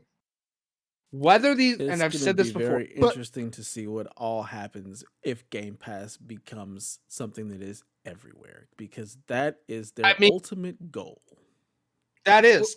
And here's the thing. I'm kind of wondering, and I don't think this is actually going to happen, but I'm kind of worrying. Y'all remember that article earlier or like end of last year, right around like the time people were asking like what's going to happen to PS Now, where Jim Ryan was like, do you have a solution for Game Pass? And he's like, there's news on that front, but not today. I'm kind of wondering if this conversation's been in the works because I the have this to bring to the table. Who Microsoft chooses to buy this company? Mm-hmm. Who's that on? Is that on Bethesda for wanting to sell, or is that on Microsoft for buying it? Because if Bethesda, it's on ZeniMax because Bethesda wasn't making those yeah, decisions. but this is my whole thing. If I Did say you guys watch the little roundtable they had? No. I watched some of it, It's good. You should listen to what what's the guy's name that actually Todd runs Howard. Bethesda? Todd Howard. Listen Todd to what he says. Oh no, I It- heard what he said. I've seen that clip where he says that it prevents another Fallout 76 situation. But Mhm. what would prevent another Fallout 76 situation is not releasing Fallout 76. So But part of the reason is the investors and the way games have to get done and get released and things of that nature. This allows them to have much more support when it comes to actually creating games, because creating games has become so much more expensive, which is why you yes, see so many studios closing and dying out. Like the studio that made Disintegration, like their game didn't do well, and now that studio is closed. Where if they had yes. become acquired by somebody like Microsoft, they now have the financial backing to continue to create. And I think that's where a okay. lot of this happens. Like Oh, that's one of the things. Like you're able to have a studio, a company that has enough financial backing to actually allow you to create stuff and allow you to take more risks to create better stuff. And I think that's where a lot of this happens. A lot of these acquisitions are being made because it allows creatives to create. So while we're upset on the back end as the consumers, a lot of times the creatives are much more happy with this type of deal because now they have the financial backing to create what they want to create. I mean, that's understandable. But again, consumer, we should be worried about this because what if, let's say 3 years from now, there are no more third parties? I doubt that will happen. Yeah, It's I possible, don't but see I that doubt that. happening. I'm And I making a also probably won't hypothetical care. question here. Yeah, Would you but care then if you couldn't play? You have a PC, so never mind. I'm not going to ask you that question. And you have an Xbox, so I'm the only one here who'd be left no, out at this. I think But the thing is, you could. It may not be the option you want, but with Game Pass and it being working on I do streaming, not you want to could do stream that. my video games. I want to own them. I do not want to stream Yeah, my video games. I you're want gonna to be own them. very upset because eventually, I would say probably 5 to 10 years, you might not be able to own any video games. They may all just be digital, and once that digital curtain is pulled out from under you, you don't own anything. You're paying for a license to play it as long as it's up. it's To be kind able of a to problem with download is my movies point. now, essentially, and streaming services now, in terms of like, hey, if you want to watch SpongeBob, you have to have Paramount Plus. Yep. Mhm. You can't just watch it anywhere else. Like, or if you want to watch The Office, you have to have Peacock. Fun We fact: get to that. SpongeBob's not streamable in Canada right now because Paramount Plus, like I said, exists, but we don't have the Paramount content. Yeah, see, and that's my point. I think we're kind of already seeing that in terms of the movie space and TV space, where we have to own all these other streaming services to actually watch what we want to watch. Whereas when we first started having these streaming days, you didn't have probably either you needed Netflix or Hulu or both, and that seemed very feasible. Now we have it where if you want to watch Star Trek, you need Paramount Plus. But if you're also a Star Wars fan, you have to have Disney Plus. But if you're also a Walking Dead fan, you have to have AMC Plus. And it's kind of getting crazy now. We're kind of getting to the point where you have to have all these apps, and it's actually costing more than cable. Or Fun you pull a Donnie and say, "Screw it, we're getting cable again." That way, I have access to stuff. Yeah, I mean, also, fun fact: AMC Plus also doesn't exist here. So to watch The Walking Dead, you need to have the AMC TV channel, or wait for it to get uploaded to Netflix for the original Walking Dead, or Amazon Prime for Fear the Walking Dead. I will say this about Canada AMC is a Plus. whole different It's just a whole different. It's different everywhere. That's And the other thing we this have to is think about: the fact that the way it is in the U.S. is not the same way it is in Canada, which is not the same way it is in the UK, which is not the same way it is. Like every region is different in the way they handle all of this content and the way it's distributed. It's it's it's so much more far-reaching than just what we see here in the States or what Haley sees in Canada. Everything is yeah. so much different. It's so And much more that's nuanced. part of my worry about all the streaming stuff is because then you're dealing with rights licensing. Because now let's say Game Pass loses the Xbox brand. It's just instead of Xbox Game Pass, it's Microsoft Game Pass. Because and again, I don't actually think this is going to happen. I straight up think that if anything, Sony would just start their own Game Pass and revamp now into that instead. Which I mean, sort of, but not really, because now still needs a ton of work. But let's say that happens, right? So a couple years from now, Microsoft, it's now Microsoft Game Pass. You know, games still play best on the Xbox platform, but it's available on PlayStation, it's available on Nintendo. Let's say that happens, right?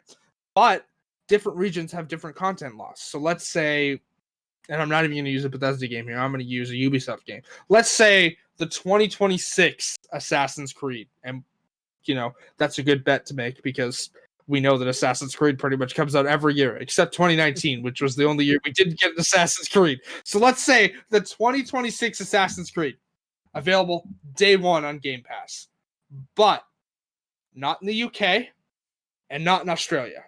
There, you're SOL because content rights laws. That's a problem that could occur with all of this But streaming. that's a problem that occurs now. Persona Strikers was available in Japan for like.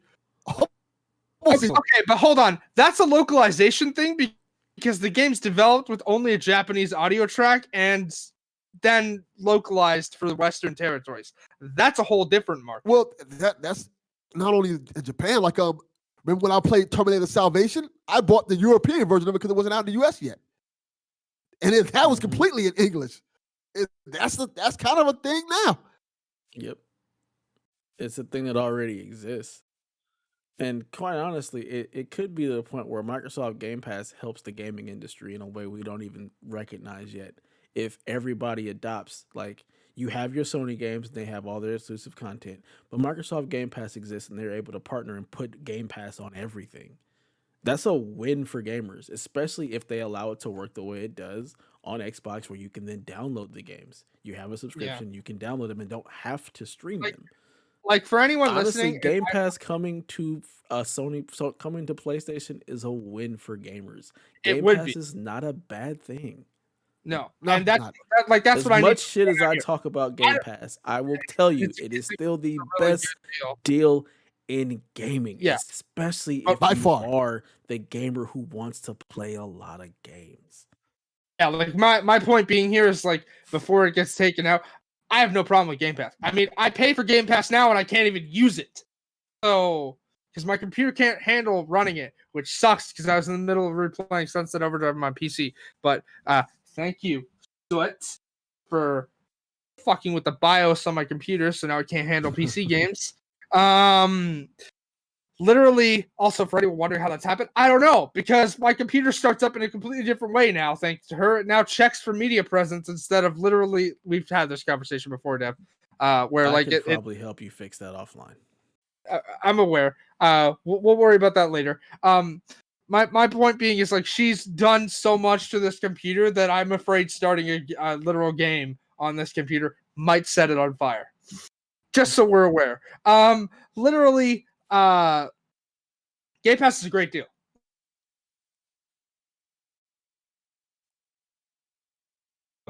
Hello, Blue, my other cat, who is just staring at me.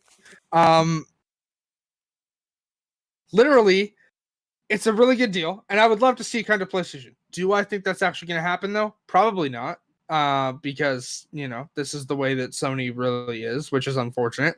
And again, like you said, if this were the other way around, yeah, we probably wouldn't be having this conversation. But I don't think we should be having this conversation, period. Bethesda has said they kind of needed this, and that's fine. I'm not mad that, ZeniMax was the one who made the sale, and I'm not mad that they were like, hey, we need to sell. That's fine. Consolidation in this situation would have happened somewhere, and that had been on the board for a while. My issue is now everyone wants to see this happen with more companies, and that's the issue. Yeah. I don't think it will happen with more companies, honestly. Not at this point in time. I don't think a lot of these companies want to sell. I think they're like I two, don't think two, that. Yeah, I don't see Ubisoft selling. I see them doing exactly what EA did, and that's bring EA Play to Game Pass. You can put Ubisoft Plus on Game Pass, like partner with that. I mean, I'd like to That see wouldn't Ubisoft shock me. Plus come to console in general, because Yeah, that, like, I'll pay for Ubisoft Plus because I play all the Ubisoft games. Also, and like, then while we're at it, we end up hey, in the same place as TV, where you have 37 subscriptions to Game Pass, Xbox, Yes. Game Pass, Ubi Plus, this, that, and the other. You've got all these subscriptions for all of your games as well, which yeah, is more than likely the realistic scenario of what happens to the gaming industry. It follows what's going on with movies and TV, where you're subscribing to play content. And hopefully it allows Yeah. you to still download that content and play it, but it also gives the developers a consistent revenue income, instead of this game goes out and it dies and now we've lost all that money. If you can continue to have people with the sub, you're able to take better chances on games, have more development on games and that stuff. So I think, quite honestly, the reality of games becoming more of a Game Pass model, where it is a service that you consistently subscribe to, could actually save a lot of smaller developed games. You may be able to, yeah, have a rebirth of the AA game. Like, you might start to see, like, studios having, like, or developers having smaller studios working on these AA content, because they have this consistent recurring income that allows them to take chances on these other games. And you might start seeing more studios open up as like, subdivisions of a larger one. Um I want Game Pass to continue to thrive, because if it becomes a model that becomes sustainable, you might see more people adopt it, and we will get more games, better content. I will say there's one studio I see antithetical to this entire thing, and honestly, I think it needs to happen, and it needs to test. Somebody better step in and help Techland. Just help Techland. Yeah, if y'all thought I was going to go through this episode without mentioning the fact that they finally tweeted about Dying Light 2 for the first time in like 11 months. Hi. They've mentioned that this episode comes out tomorrow. We're recording on Sunday as usual, and we come out on Mondays now. So yeah, I'm sorry that we didn't mention that. Dev forgot to mention that at the end of last week's episode. But yeah, we release on Mondays now. I'll put it in a tweet somewhere. Yeah, I know you did. I'm just mentioning it here. So when you're listening on Wednesday, St. Patrick's Day, by the way, Dying Light has tweeted, "Hey, we'll have more information about Dying Light 2 for you on Wednesday." And then immediately after, we're like, yeah. In response to a tweet, we're like, "Yeah, we announced the game too early." Yeah, I would say yeah, you did that. I'm not expecting a release date. I would just like the fact that we're getting more information. But also, there's been articles that have come out that have stated that, like, Techland's bleeding talent and has a really bad management structure. So maybe somebody needs to actually help Techland. Yeah. Some studios need help. Some Yeah. we had this conversation on here before a while back about Media Molecule. Yeah. They're doing all these kind of artsy projects and stuff. When's the last time you heard anyone talk about Dreams that wasn't Greg Miller? Yeah, it's kind of what PlayStation to pick them up to save them. And that, by the way, that's not me shitting on Dreams. Like, I'm glad that people who enjoy Dreams. But I mean, like, it's unfortunate because the last couple of games that Media Molecule has worked on just haven't done well. So and they're great games, and they put out quality, and it's kind of like, hey, we want you guys to keep making this art stuff, but you can only get by with the art stuff for so long. So maybe it might be good for a studio like PlayStation to pick them up. And that's exactly what needs to happen to be able to, because there is an audience for that game. There's an audience for Media Molecule. It may not be the AAA audience that studio needs to continue to exist. And that's why companies being able to acquire them to give them that financial backing to allow them to keep doing what they do is something that, it could be the thing that saves the industry. to be perfectly Yeah. honest. So, I like how And this job was supposed security. to be a conversation about what we think is going to happen with the Bethesda news, and then we just went and rambled on about well, like it wasn't so much what we think was going to happen. It was more of just a discussion about the overall idea of what's going on. Yeah, Like I said, I think most of Bethesda games will end up coming to like everything. I do 'Cause too. why not? I think there are going to be exclusives. It's going to be mostly games we probably haven't heard of yet, and then it may be franchises eventually just getting rolled into exclusivity. You know, it may happen, but there will always be options for you to play the games if you really, really want to. That will not necessarily be having to buy an Xbox, which is, Microsoft's It's a good gameplay. thing. I mean, yeah, they've said that their whole thing isn't like we don't care if you buy the box. That's fine. I mean, again, my issue isn't even that they like. Yes, I've said I want to buy an Xbox. Right now, I'm doing a job. That's not a viable option for me. I can't go out and like justify spending the money. The exact same amount of money I spent on the PS5 when I had the money and a job to do that. I'm still making money in ways currently. That sounds really bad. It's not bad, I promise. Don't say no, yeah, yo. I'm still currently making money, but yeah, I have Mass Effect pre-ordered, and the next time I get paid, I'm gonna pre-order Deathloop. But like, I can't justify going out and spending the amount it would cost me to buy an Xbox right now, right? My computer currently always sounds like it can't handle running a game right now, which sucks. But, like,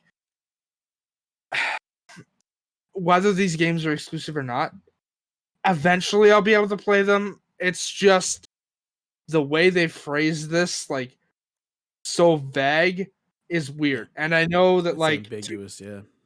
Yeah, to quote, and I'm not quote, actually, to paraphrase Paris, because let's not quote Paris, because Paris speaks eloquently and I do not. I have trouble getting thoughts from my brain to my mouth. I try to do my best. Paris has always been of the opinion that like you don't spend $7.5 billion to have your games come out on another platform. Which, okay, that makes sense.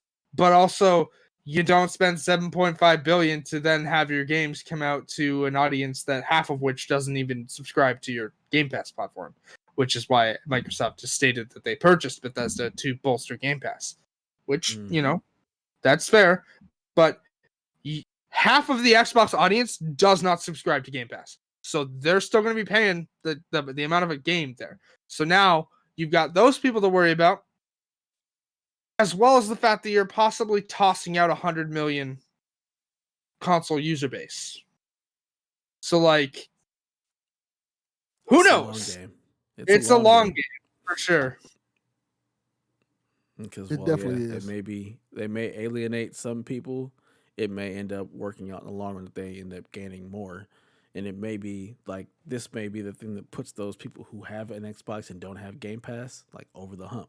But there's also a possibility that that's the Madden gamer.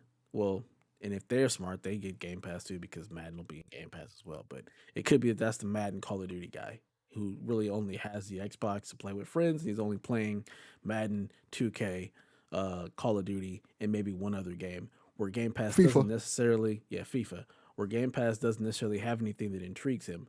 But eventually it might just get drilled into them so much that Game Pass just makes sense to have, and you have access to all these games. Yeah. That they eventually just end up subscribing. Like there's so many deals. I mean, like again, I know we're a PlayStation show, but to bring back to that when they tried to do like the increase in the Xbox Live pricing, like that was a move intended to get people who were just subscribing to Xbox Live to subscribe to Game Pass, but they did it wrong. They need to just get rid of Live and call it a day. To be perfectly honest, pretty much. They just need to get rid of it. If you want people to subscribe to Game Pass, get rid of Xbox Live and just roll all of his features into Game Pass, and there you go. It's done. Yeah. I don't know. So it's like everybody said, it's a long game. I'm sure we'll find more information out when when they're ready to tell us. That, but when they've also said that like the summer event for Xbox will definitely feature Bethesda news. So yep.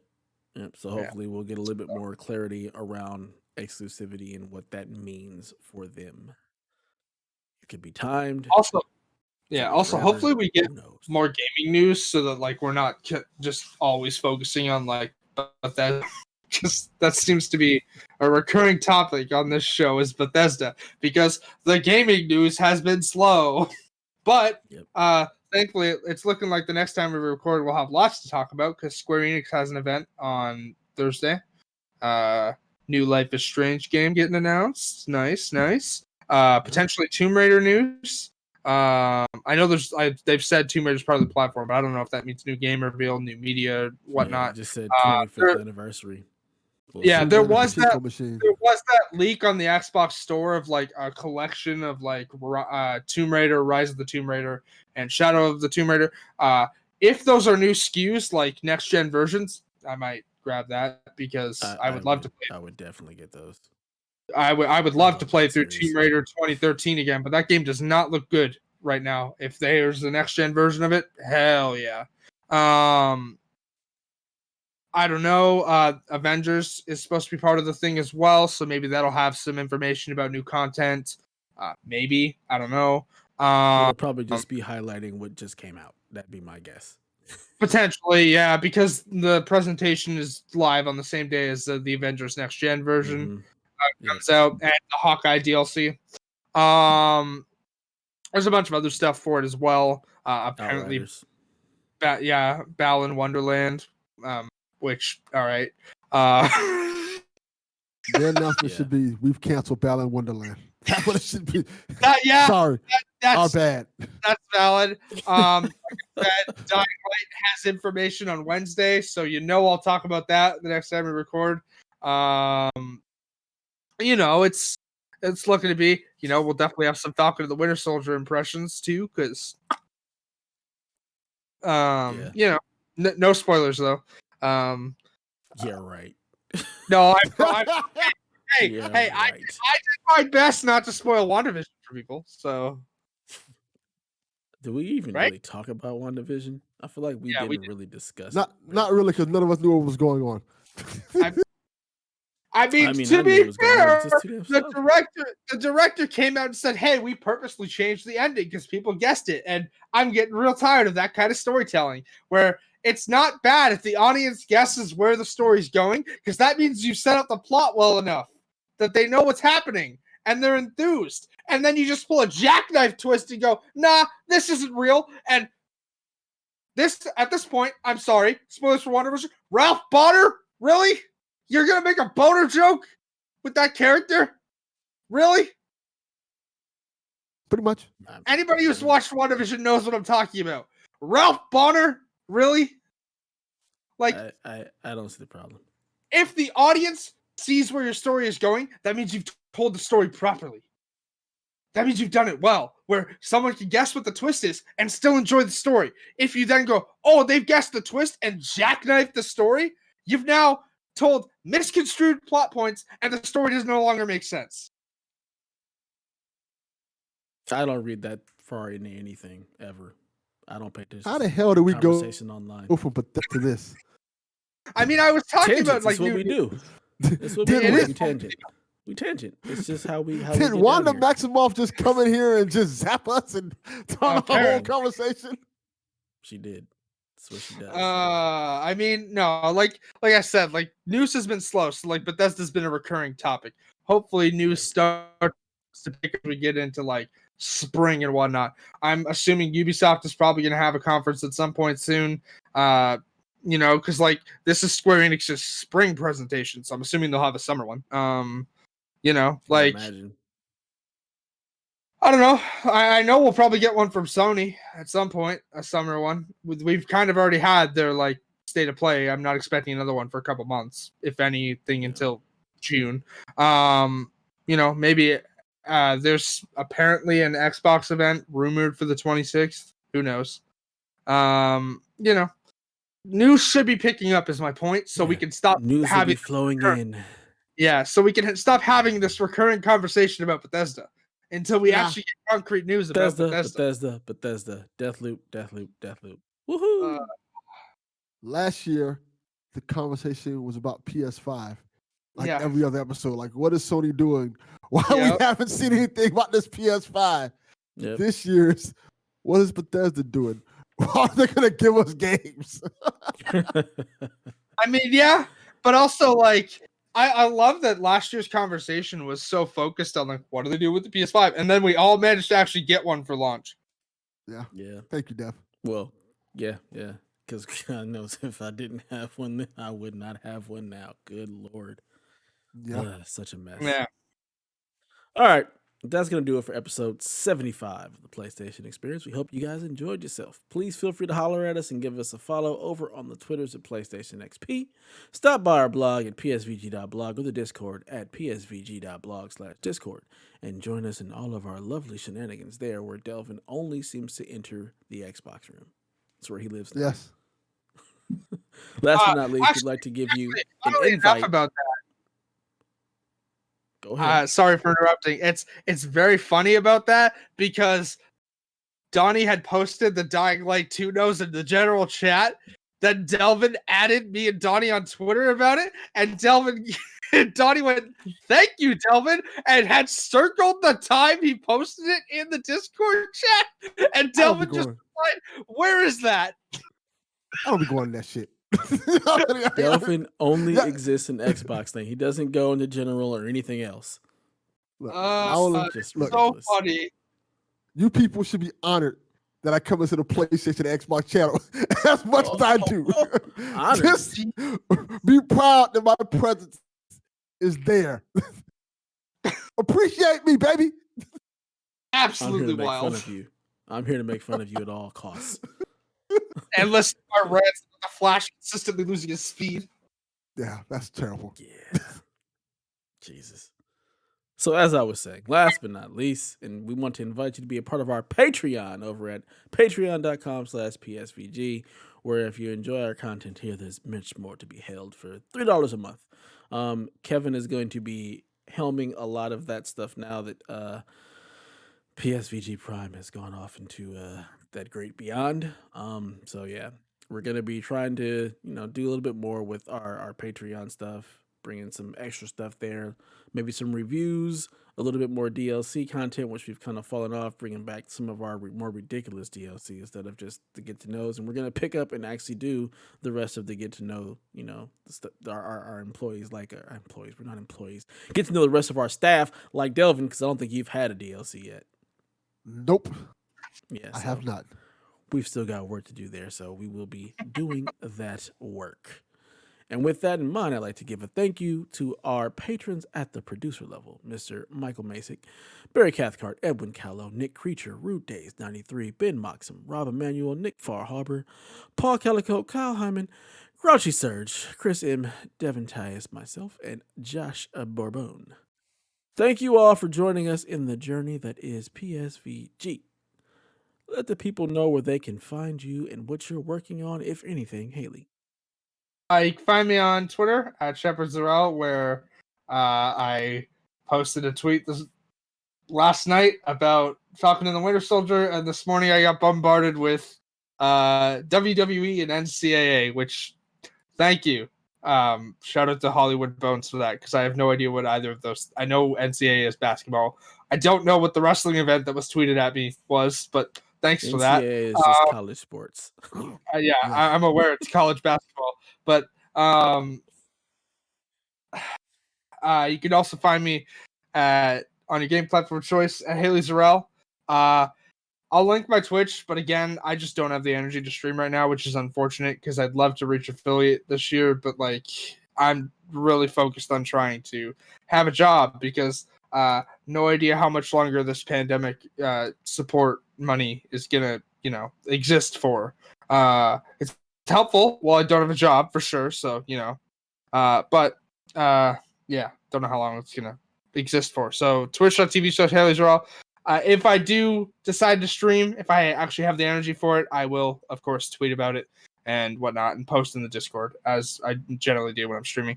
And if you want my shenanigans on Tumblr, which right now is focused on the Vampire Diaries and Superman and Lois, and It's also HaleyZarel.tumblr.com. Also mental illness stuff. So, All right. And Delvin, where can the people find you and all of your wonderful content? You can find me on Twitter at Ralph Boner, giving you all of your boner news and details. Okay. Great. I was waiting for the ball to drop, and he did actually drop it. And you can check All out right. the Ralph Boner Experience anywhere you get podcasts. All right, let's be serious. Where can the people actually They find know you? where to find me. They listen to this podcast. Delvin_Cox, Delvin Cox Experience, anywhere you get podcasts. Bam. There you go. And what There it about is. Cadillac on Mars? Cadillac on Mars is the thing. Go check that out. Also check out, what's the other podcast? Garbage Opinions. Yeah. Well, I talked to a bunch of So- idiots and say horrible takes and opinions. I'm still waiting on my invite to Cadillac on Mars. Just saying. Oh, definitely making that happen. Just Gotta saying. talk to Chalfie and pimp slap him. I mean, we're in the same time zone. Him and I can never get on the same page ever in life. That man is a 'Cause he- senior citizen. He goes to bed at 7 p.m. I swear to God. Yes, and he's always ridiculous. skateboarding like a goof. He gonna Oh, break where a can hip. the You better people be careful. He gonna slip Whole like ass this, break a hip. skateboarder. You can find me at Dad Ninja Dev pretty much everywhere. Come follow me, check me out. I stream now, twitch.tv/Dad Ninja Dev every Thursday at like 9:30. So if you're up late, come join me. It's a rousing good time. I talk a lot of trash to my friends. It's the best. And with that, long live play. This has been a production of the Play Some Video Games Podcast Network.